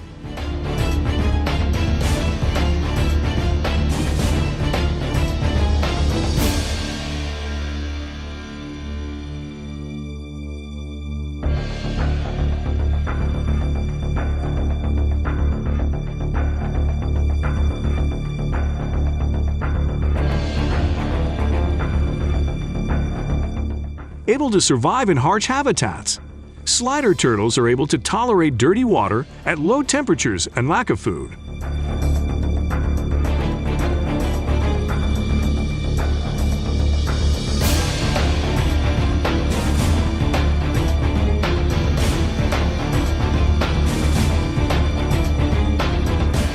However, under the Endangered Species Act, ECA, red-eared sliders are recognized as a dangerous invasive species.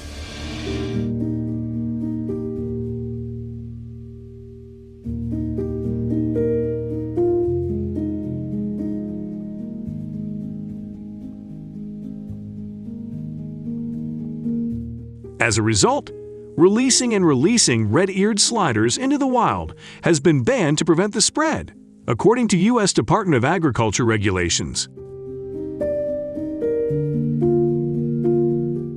Additionally, many states and agencies in the United States have implemented their own measures to address the problem of invasive slider turtles.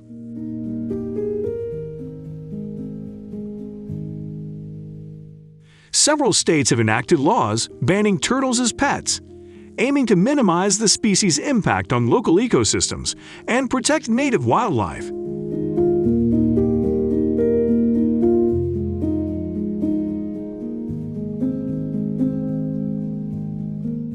At the same time, compliance with these regulations is important to prevent the unwanted spread of red-eared sliders, including not keeping them as pets.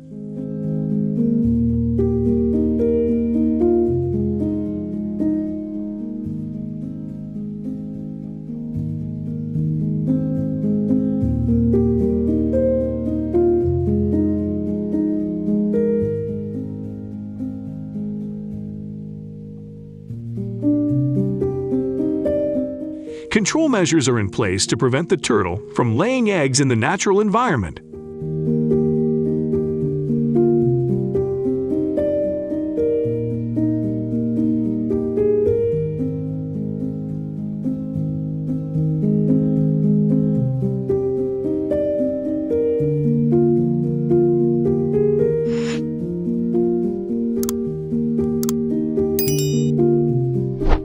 The procedure involves injecting a hormone called progestin into the bodies of female red-eared sliders, reducing their ability to reproduce.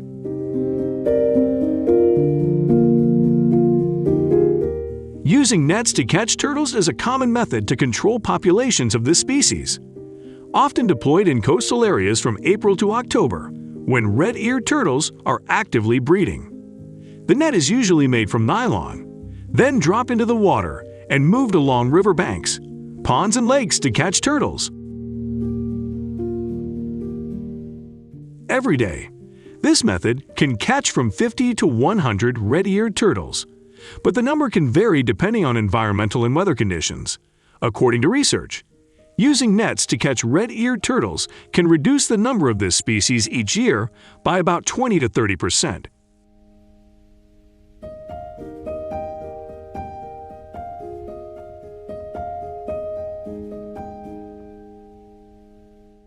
In your opinion, are these measures to handle red-eared slider turtles reasonable? If so, leave number 1. Otherwise, if not reasonable, leave number 0 and share your opinion with us.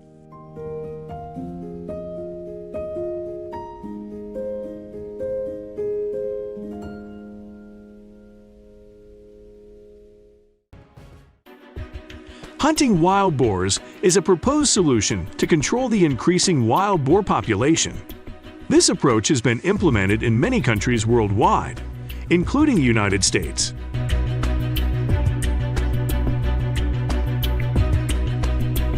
Wild boar hunting needs to be carried out by experienced hunters equipped with the necessary gear. Before the hunt, hunters need to thoroughly understand the terrain and gather information from local residents to predict the behavior of wild boars.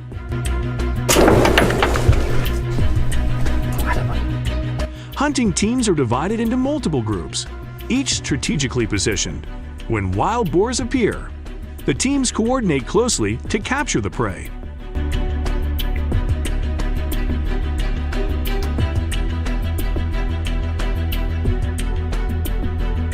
Hunting dogs play a crucial role in tracking the traces of wild boars. They not only help locate and pursue the prey, but can also prevent a wild boar from escaping before it has a chance.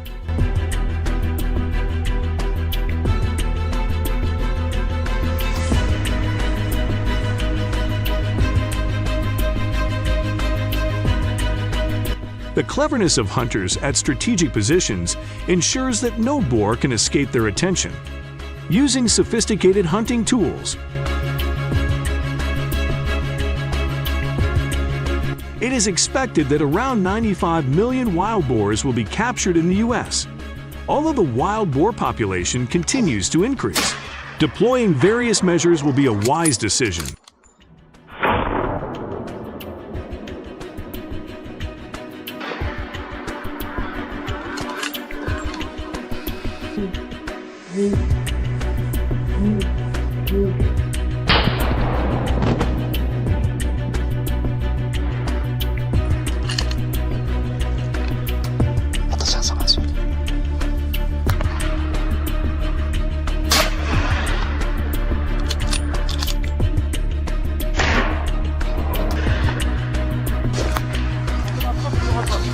Gördüm.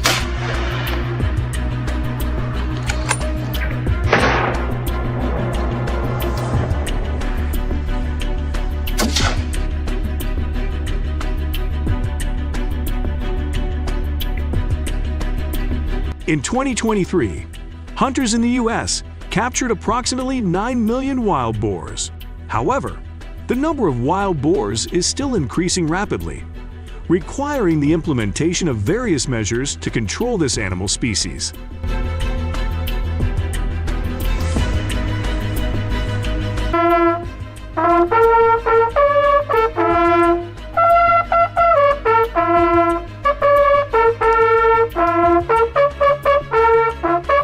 The captured wild boars are processed and donated to other regions as gifts.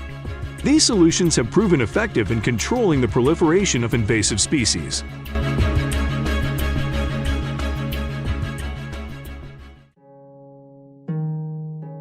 Apart from hunting, There are other measures that can be applied to control wild boars, such as constructing barrier fences to prevent their intrusion into cultivated areas, planting crops resistant to wild boars, and using pesticides to deter them. Researching and developing safe and effective preventive measures against wild boars is also essential.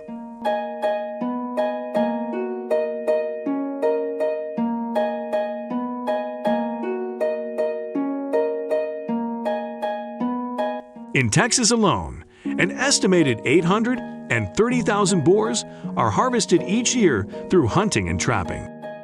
While wild boar is very common in states like Texas, California, or Mississippi, trapping a few whiteboards is not easy for most people. You can see the board trap by watching the video very easily on YouTube. But if you are not an experienced person in this field, you can completely walk away empty-handed after setting traps all day.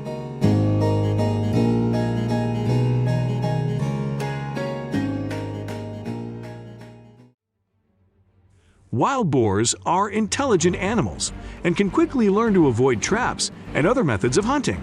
They are also noisy animals that can easily warn other wild boars in the area when they sense danger.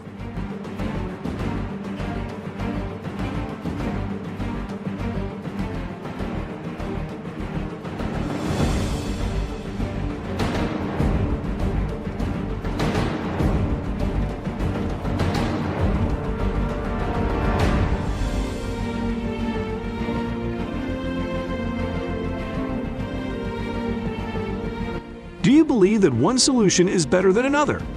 If so, please share your opinions and perspectives below. Don't forget to like, share, and subscribe to support our channel and follow upcoming videos. Share this video with your friends so they can also have the opportunity to watch and enjoy.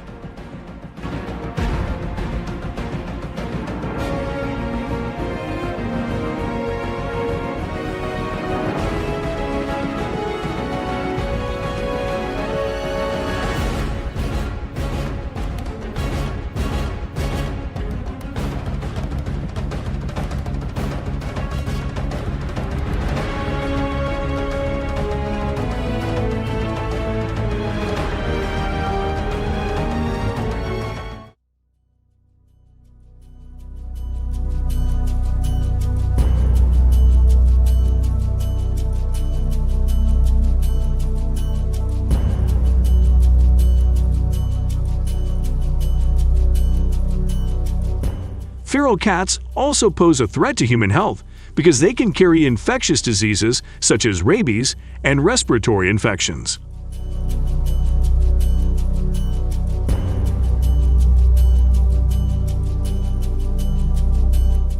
Recognizing these risks, the Australian Feral Cat Reduction Action Plan has implemented direct measures such as trapping and baiting, supported by cameras to increase implementation effectiveness. However, developing awareness in the community about the risks and consequences of feral cat attacks is also considered one of the most effective measures to tackle the problem. Ensuring people have a better understanding of the greater consequences of the presence of feral cats in their surroundings.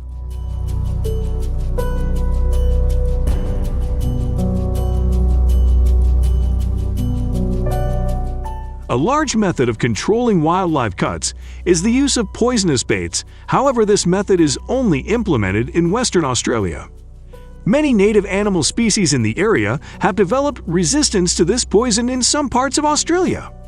Although poisonous baits can pose great danger to wildlife, don't let their appearance fool you.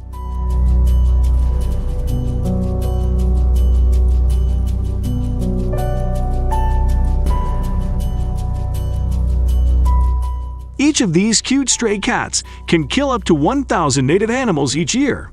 This situation is getting worse, and increased pressure from feral cats could quickly lead to other animals being pushed out of the ecosystem. Australia's National Science Agency SASO has reported that each year, feral cats kill an average of 1.8 billion animals in Australia, equivalent to about 2,000 native animals every minute.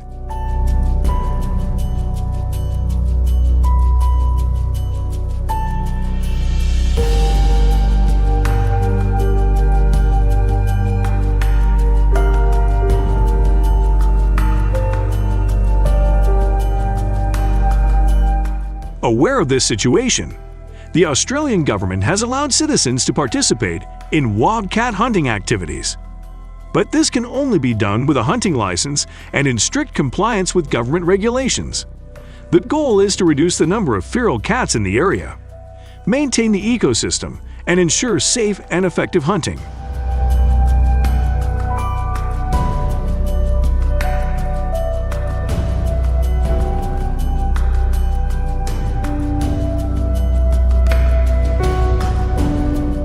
In 2023, approximately 21,000 cats were euthanized in an effort to reduce the feral cat population.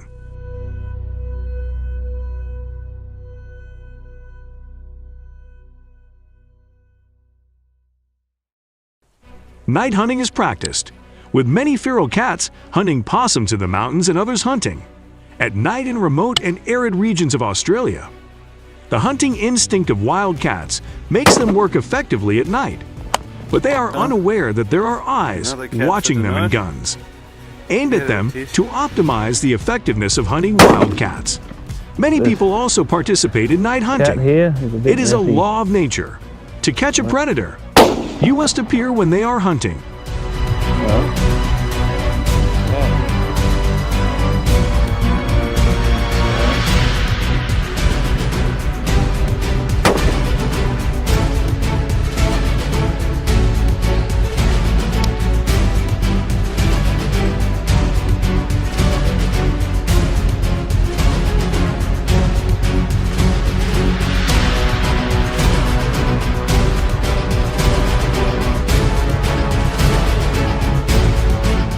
During the hunt, farmers can use means such as guns to end the threat of feral cats. However, the encroachment of entire feral cat populations continues. Their claws have penetrated deep into Australia's ecosystem, especially in autumn when food is scarce. Feral cats will hunt small animals to secure a meal, and they even move close to residential areas in search of food.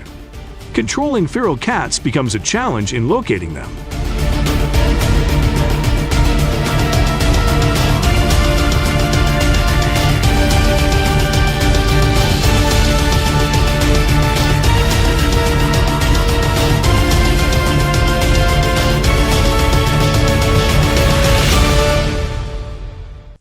Hunting feral cats requires a lot of effort.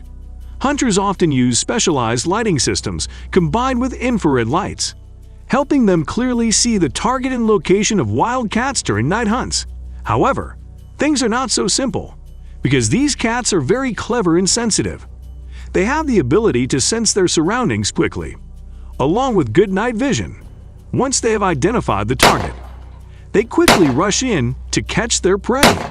Therefore, hunters need to be extremely cautious, because wild cats can run away or even attack if detected.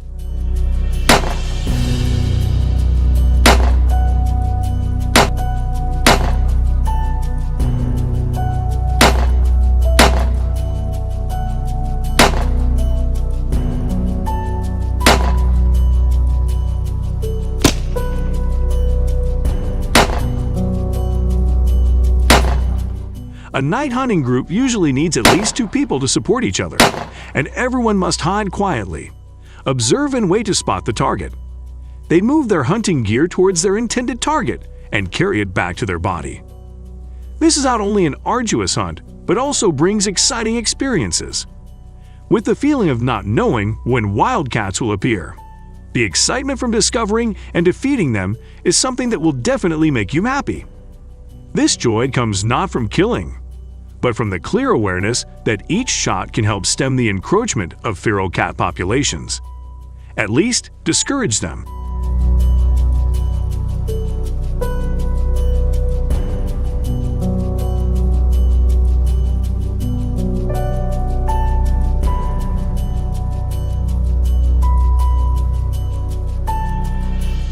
In addition to hunting feral cats, trapping feral cats is also allowed in all parts of Australia, with the goal of reducing the number of aggressive predators.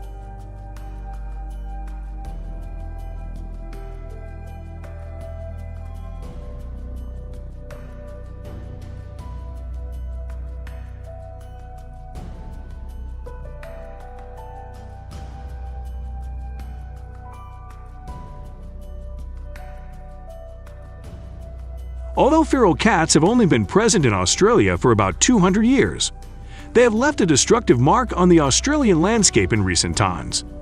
Australian farmers have strong plans to limit the invasion of wild cats, proving their determination in the fight against these cute-looking killers.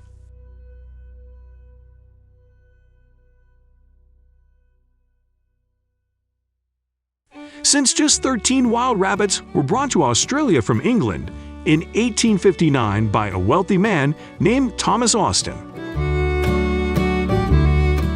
Their overpopulation has caused many negative problems for nature and agriculture. Governments and farmers in Australia have used a variety of measures for more than 100 years to control wild rabbits, from fencing to extermination.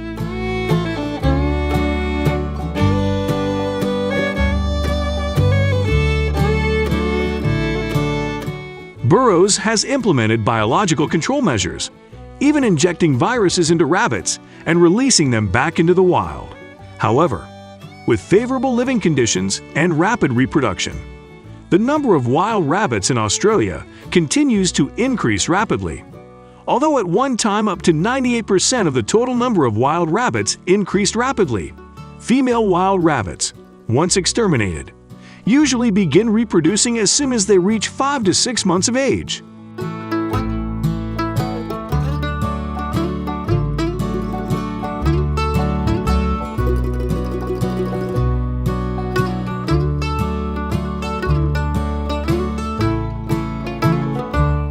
Currently, female wild rabbits in Australia usually give birth to 4 litters. Each litter has about 7 to 10 babies. They hide mainly in squirrel burrows and are only allowed to leave when the mother rabbit feels safe. Baby rabbits will feed on their mother's milk for about 4 weeks before transitioning to solid food. According to research by the Invasive Species Solutions Center in Australia, most wild rabbits will separate from their mothers when they reach a certain stage.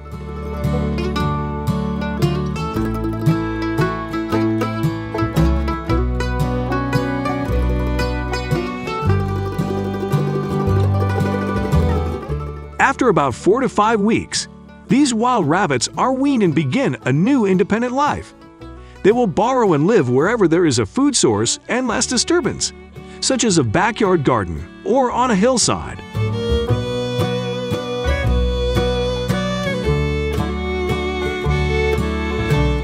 Basically, any place in Australia can become an ideal habitat for them. Currently, there are approximately 287 million wild rabbits in Australia, with about 177 million rabbits being born each year. These hundreds of millions of rabbits are distributed across 71% of the country's mainland, and they have the ability to burrow naturally. While young wild rabbits are often preferred prey for carnivores like feral cats or dingoes, the number of rabbits killed each year by predators is only a small fraction of the total rabbit population in the area.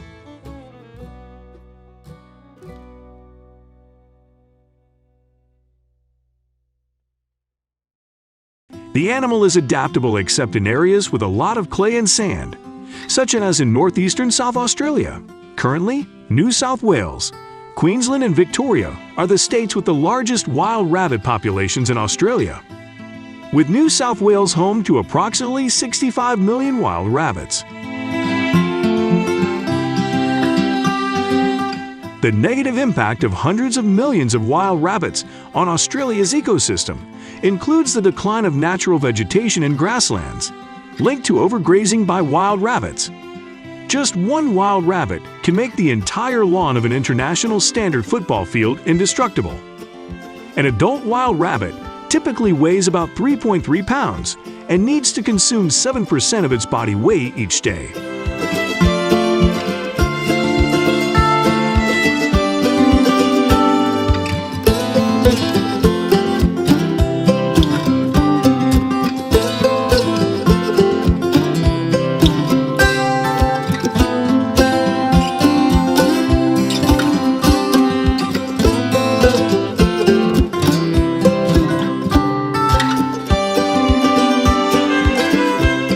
The bar burrowing habits of hundreds of millions of wild rabbits in Australia not only cause serious erosion and destruction of the landscapes in which they live, but also create other negative impacts on the environment.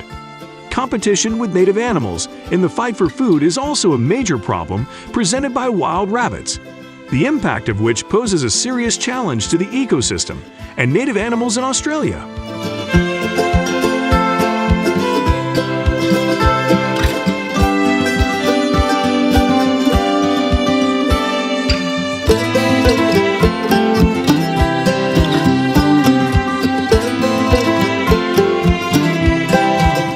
Threatening some 322 plant species and posing a major challenge to ecology and agriculture.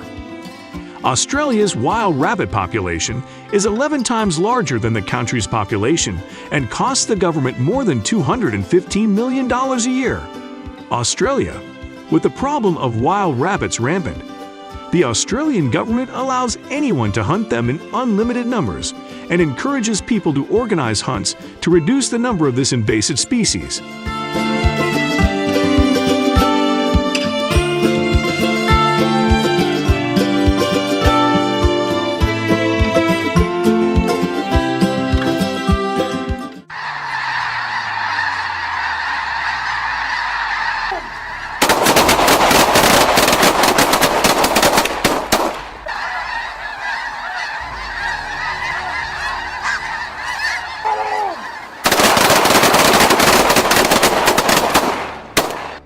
Welcome to the video, my friend.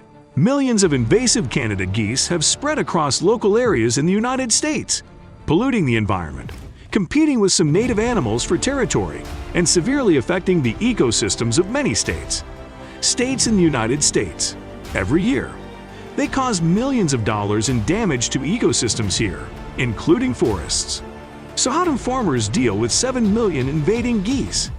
If you are interested in this content, please leave number 1 below in the comments section to let us know.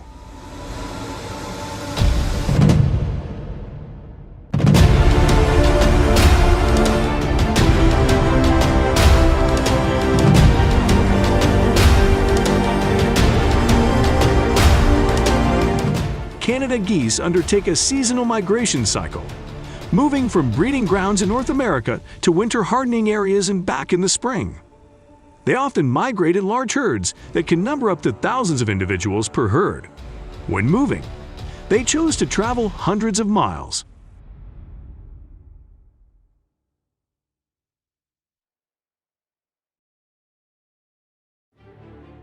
In contrast, gray geese are stable but can move within their range. In case of severe weather, they can also move to areas with more favorable living conditions.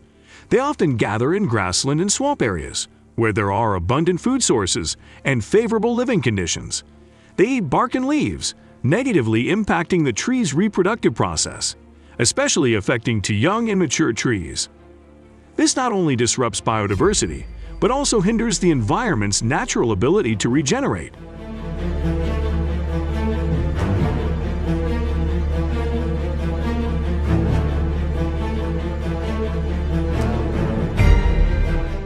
However, this brings with it negative consequences for the environment and native animals, as they compete strongly with other species for food and shelter. This competition leads to a decline in native animal populations, causing fluctuations in the ecological structure. The rapid growth of invasive goose populations, increasing by millions each year, has prompted government intervention to tackle the problem.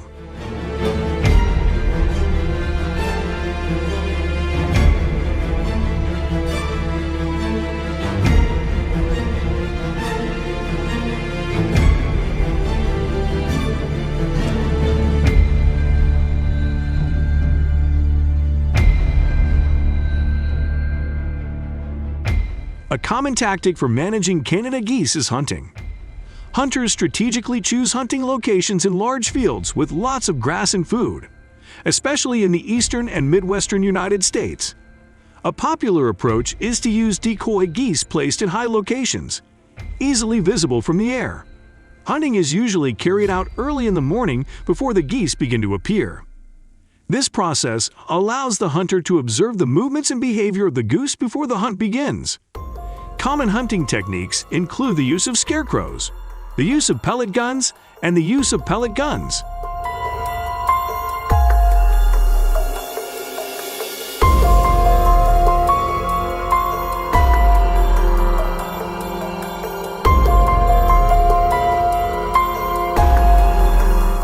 Success in goose hunting depends on preparation and skill. 12 or 20 caliber pistols with ball and lead bullets are popular choices. Binoculars aid in viewing geese from a distance, and hunters use cover to conceal their location. Hunting skills, including accurate aiming, predicting the goose's flight path, and handling unexpected situations, play an important role in determining success or failure. Have you ever used a gun to hunt geese? Please share your experiences in the comments section to let us know.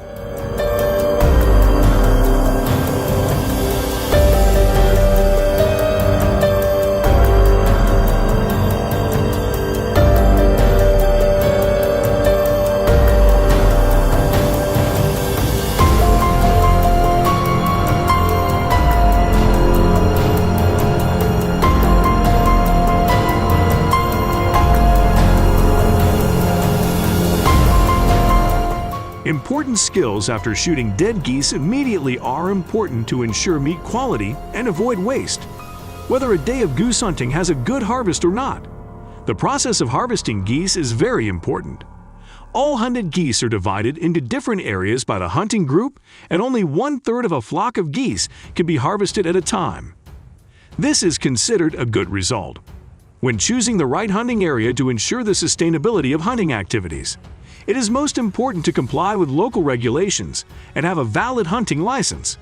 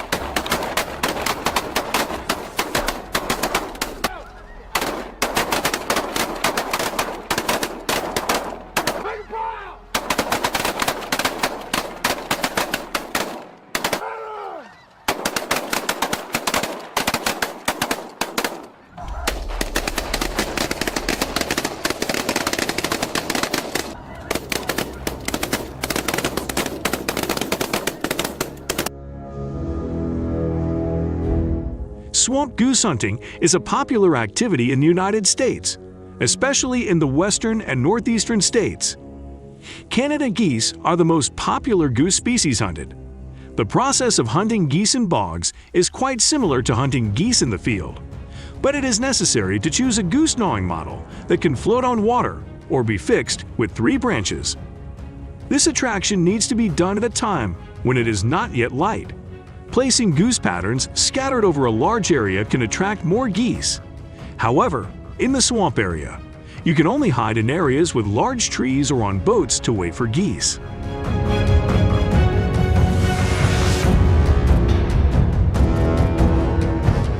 Hunters need to patiently wait for the geese to appear. Geese often migrate to the marshes in the early morning or late afternoon. The hunter needs to shoot at an important position so that the goose immediately faints and falls. After the goose falls, it can be moved and harvested immediately so as not to affect the quality of the meat.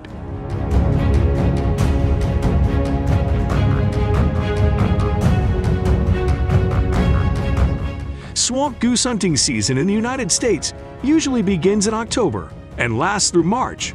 From October to December, geese migrate to the bogs to escape the cold of winter, and from January to December 3, they will migrate back north to mate.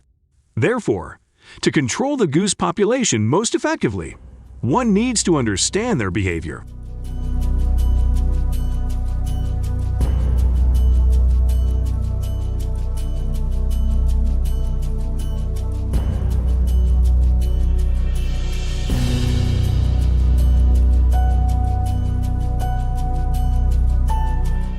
Hunting is an effective means of controlling goose populations. However, it can only control goose numbers to a certain extent without other management measures.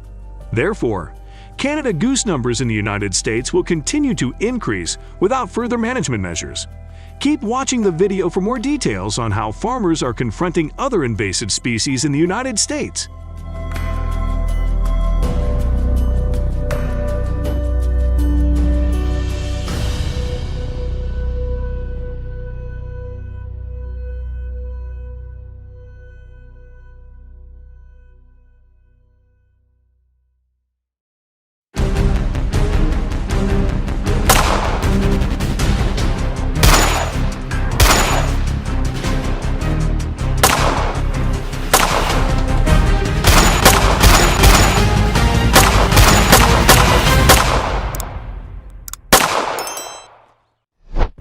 A herd of 50 large and small wild boars is crossing the national highway.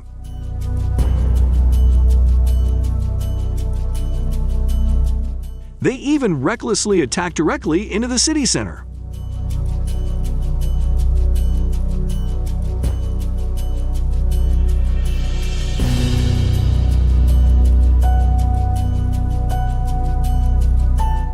Below is one of the methods that American hunters often use to handle wild boars. Hello, it's a pleasure to return to some of the most unique wild boar hunts on the planet. Wild boars, with their rapid reproduction, became increasingly challenging large workers as they began to invade not only farms but also town roads.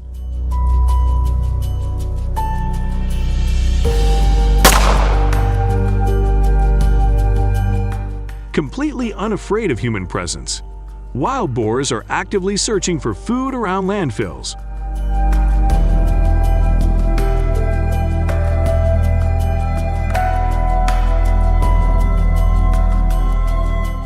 Or in this situation, the wild boar almost went crazy and lost control.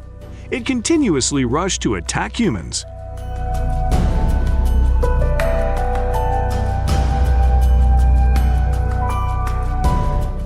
The police and rescue teams were on the scene as soon as they detected the dangerous wild boars, and they surrounded and captured them. It's truly a challenging situation.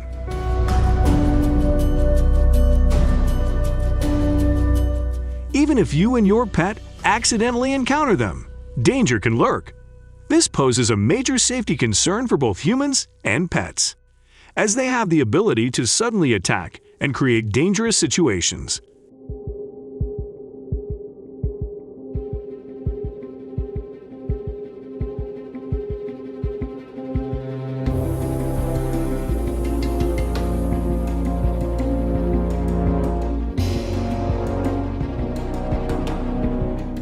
In the case of a wild boar encountering a hunting dog, the story will be completely different. The wild boar will quickly run away to save its life.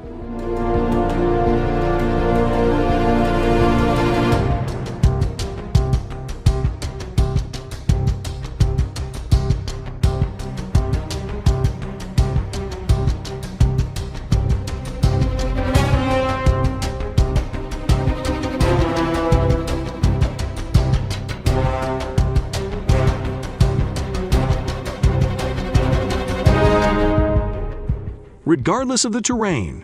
Trained hunting dogs demonstrate exceptional strength and courage. Will large numbers create an advantage that helps hunting dogs win? Please leave your opinion in the comments section.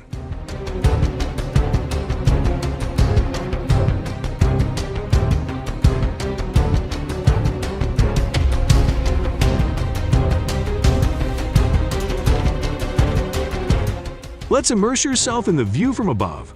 The powerful hunting dogs are constantly chasing the wise wild boars. And the hunter's gunshots were the end point for this intense chase.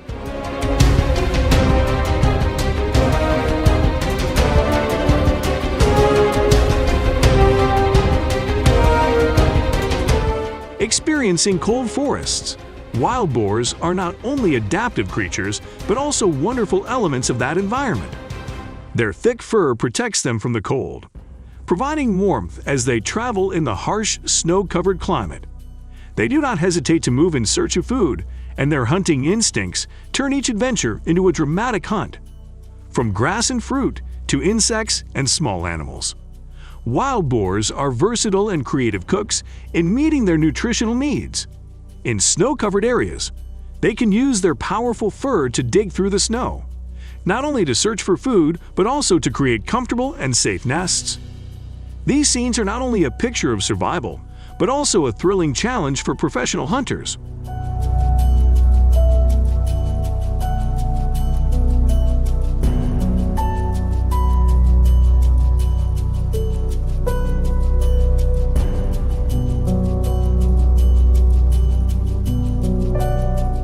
To reduce the cost of guns and ammunition, farmers and hunters often apply delicate tactics by using iron cages to attract and capture wild boar herds quickly and effectively.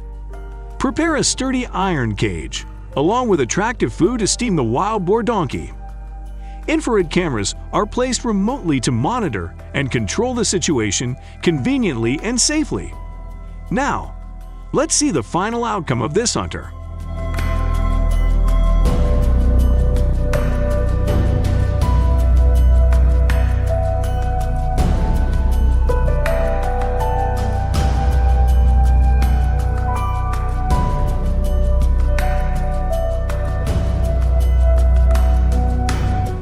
Some hunters with good physical endurance may choose the pursuit method. They use guns and strategically position themselves along the frequently used trails of wild boars. These hunting expeditions often require a considerable amount of energy, but provide an exhilarating experience for the hunters. Viewers are advised not to attempt any form of emulation from the video. These hunters are legally licensed in the United States.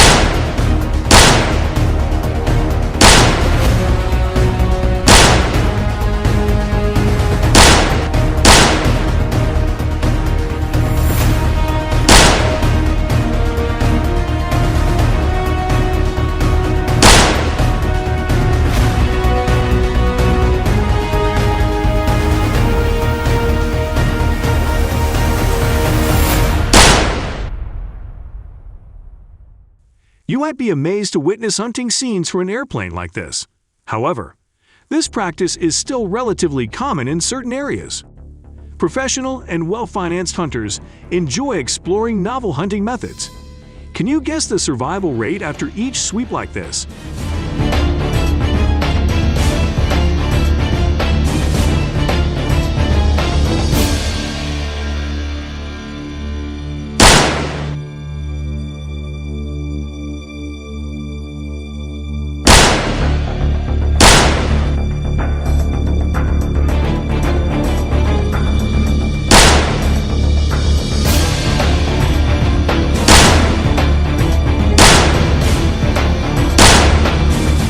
What do you think about the feeling of hunting at night? Continue watching the video to discover hunters hunting at night.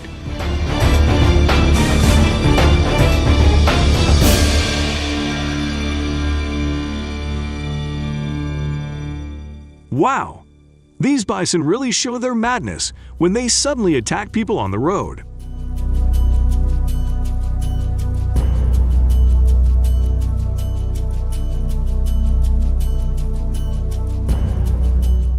Bison, members of the boveda family, are often enormous in size, weighing from 1,100 to 1,980 pounds and with powerful curved horns.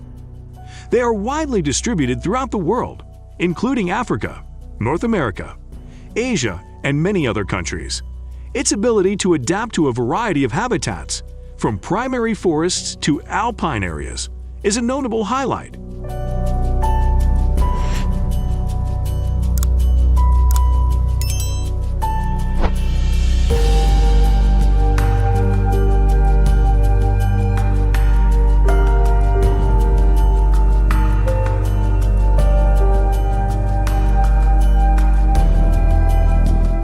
This herd of bison is terrifying as they not only attack motorcyclists and cars, but also attack pedestrians unreasonably, causing everyone to panic.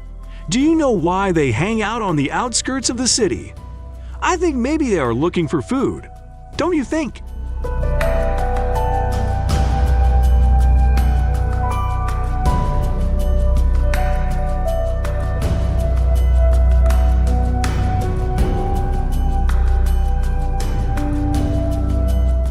How can people spare these aggressive bison? Communities in the U.S. have participated directly in hunting activities. To participate, they need to have a hunting license to ensure compliance with the rules and avoid unwanted consequences.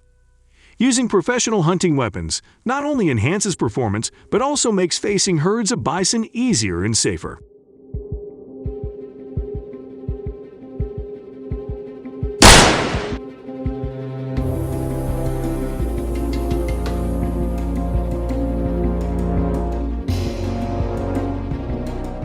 This herd of bison showed serenity as they led their family through the road, as if it were their private territory.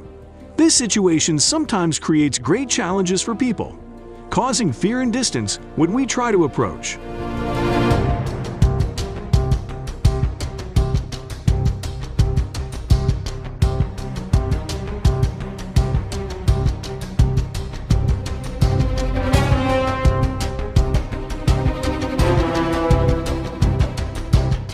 Oh my God!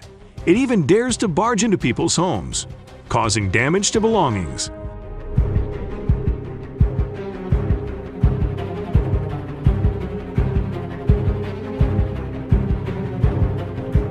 These bison are too bad, and this is a bitter end for disobedient people who like to destroy.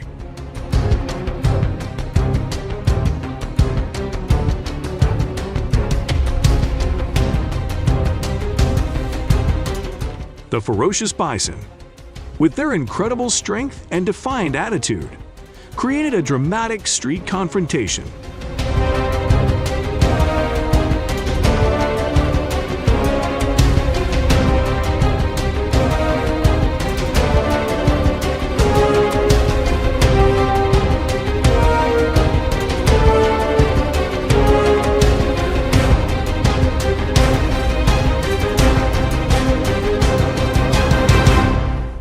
Is this bison mentally ill? It violently attacked the car without any mercy or remorse.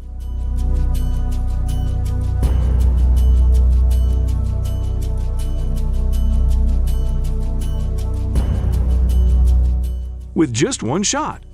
The large bison staggered and fell to the ground. You see, this process is very simple, right?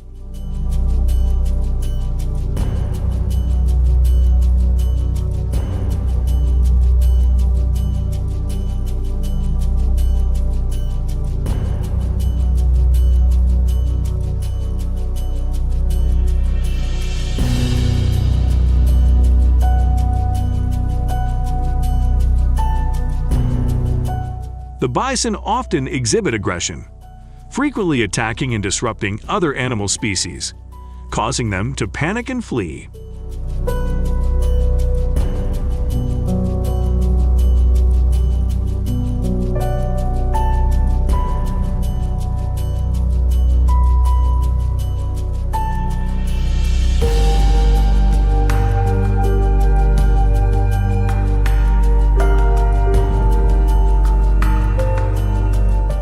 The bison herd caused huge financial losses, raising many concerns in the American community.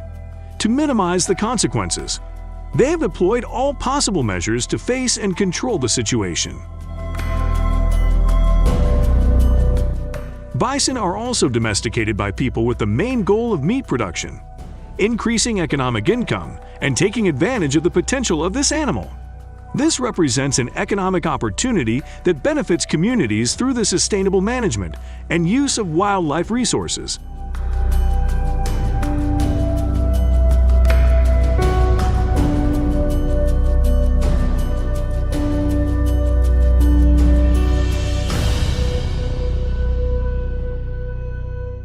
Despite being much smaller in size compared to the cows on the farms, these snow geese are feisty and resilient.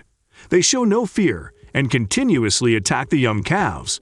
Even the cows find themselves running from these small but determined adversaries.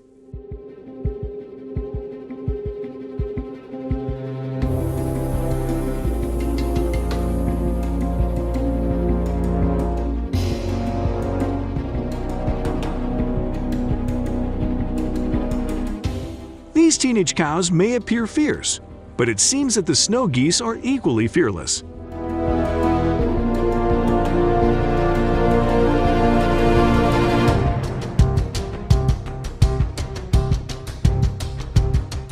Attacking farms and causing damage to livestock is one of the top concerns of farmers about the invasion of this animal. They form large flocks before splitting up and invading different fields. Some wild geese, when entering farms to damage crops, have faced extermination by farmers.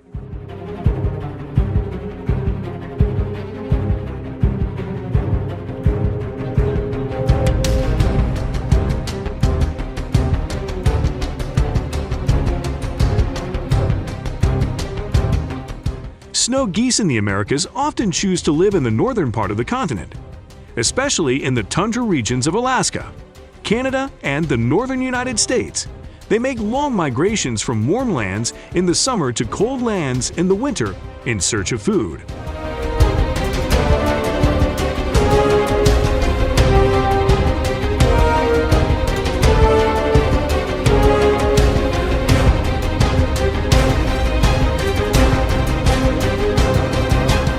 Texas, Louisiana, and Florida are among the final destinations of their migration.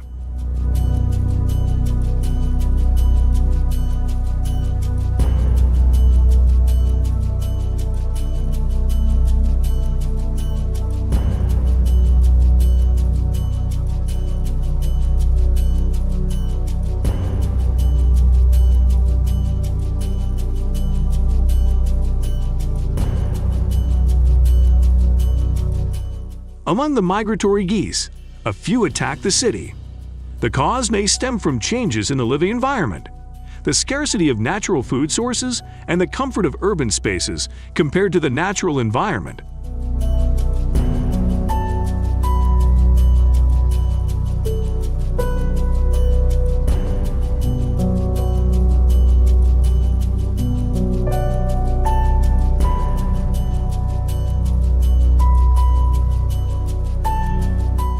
They are a fast-breeding species and challenging to control. A pair of parents can lay up to 30 eggs each time.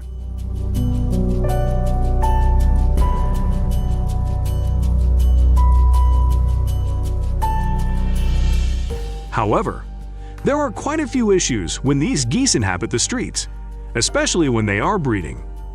It can be particularly dangerous when they are raising their young.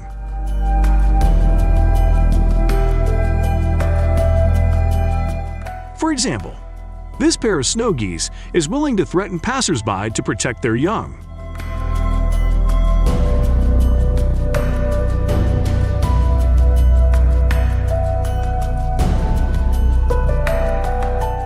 Continuously launching attacks on humans and pets, it instills fear among the populace, especially women and children.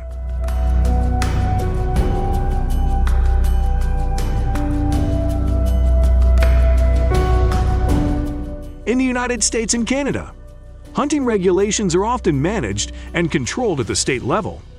Each state may set unique rules and regulations regarding hunting. In many cases, having a hunting license and complying with specific state regulations is required. Factors such as hunting license, hunting season, types of animals that can be hunted, and especially safety when hunting are the basic principles that need to be paid attention to.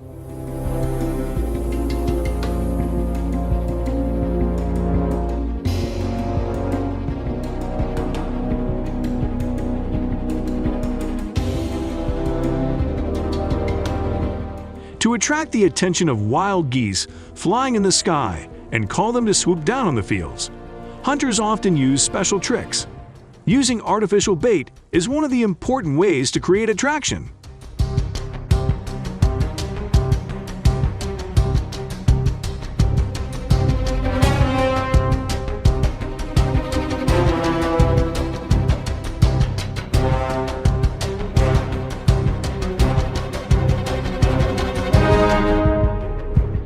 The only current method of controlling wild goose invasions of farms and cities is through hunting.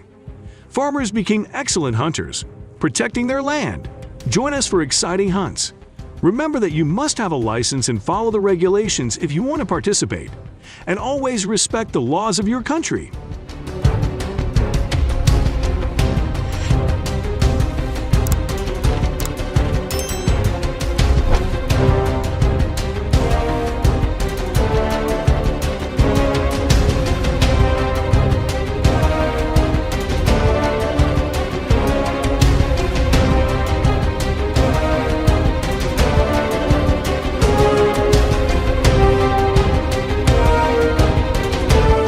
Hunting feral hogs at night in Southeast Texas is an activity that many hunters are passionate about and yearn to explore. In the dark, when wild boars are active, that is also the time when hunting opportunities begin. Hunters in this area are not only those who master the art of hunting, but are also talented artists, using expert skills to ensure success in dramatic night hunts.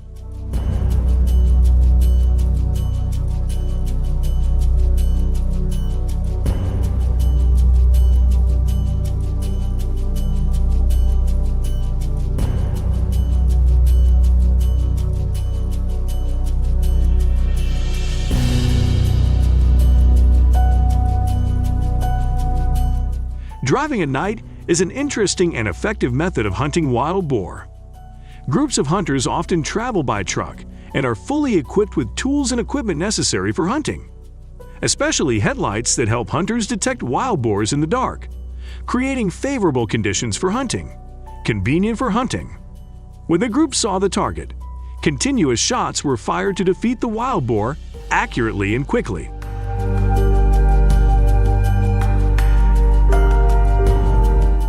One of the main means is to use hunting dogs, powerful companions that help them search and chase wild boar herds.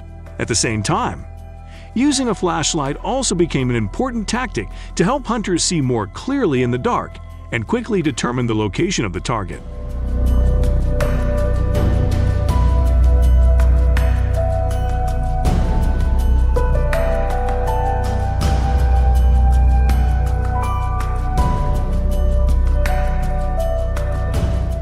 Hunting usually takes place from about 10 p.m. to 2 a.m., which is when wild pigs are often most active. This is not only an exciting hunting experience, but also an opportunity for hunters to practice unique techniques and enjoy the beauty of nature at night.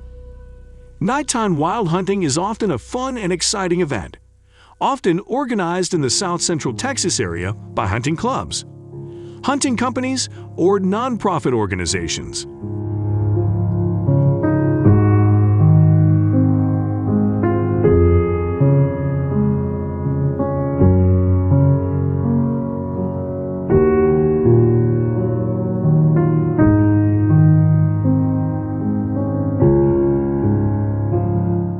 Organizations often hold nighttime wild pig hunting competitions in the fall, from October to December, when wild pigs begin to store fat in preparation for winter. This is the period when wild pigs become healthy and heavy, making an ideal target for hunting parties. Although the number of feral hogs hunted annually in South Central Texas is not public, according to estimates by the Texas Department of Agriculture and Infrastructure, approximately 250,000 feral hogs are hunted each year.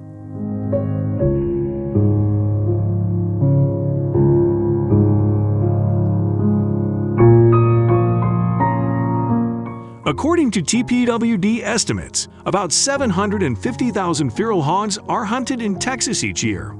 Of these, about half, or 500,000, are typically hunted in wild wars by licensed hunters.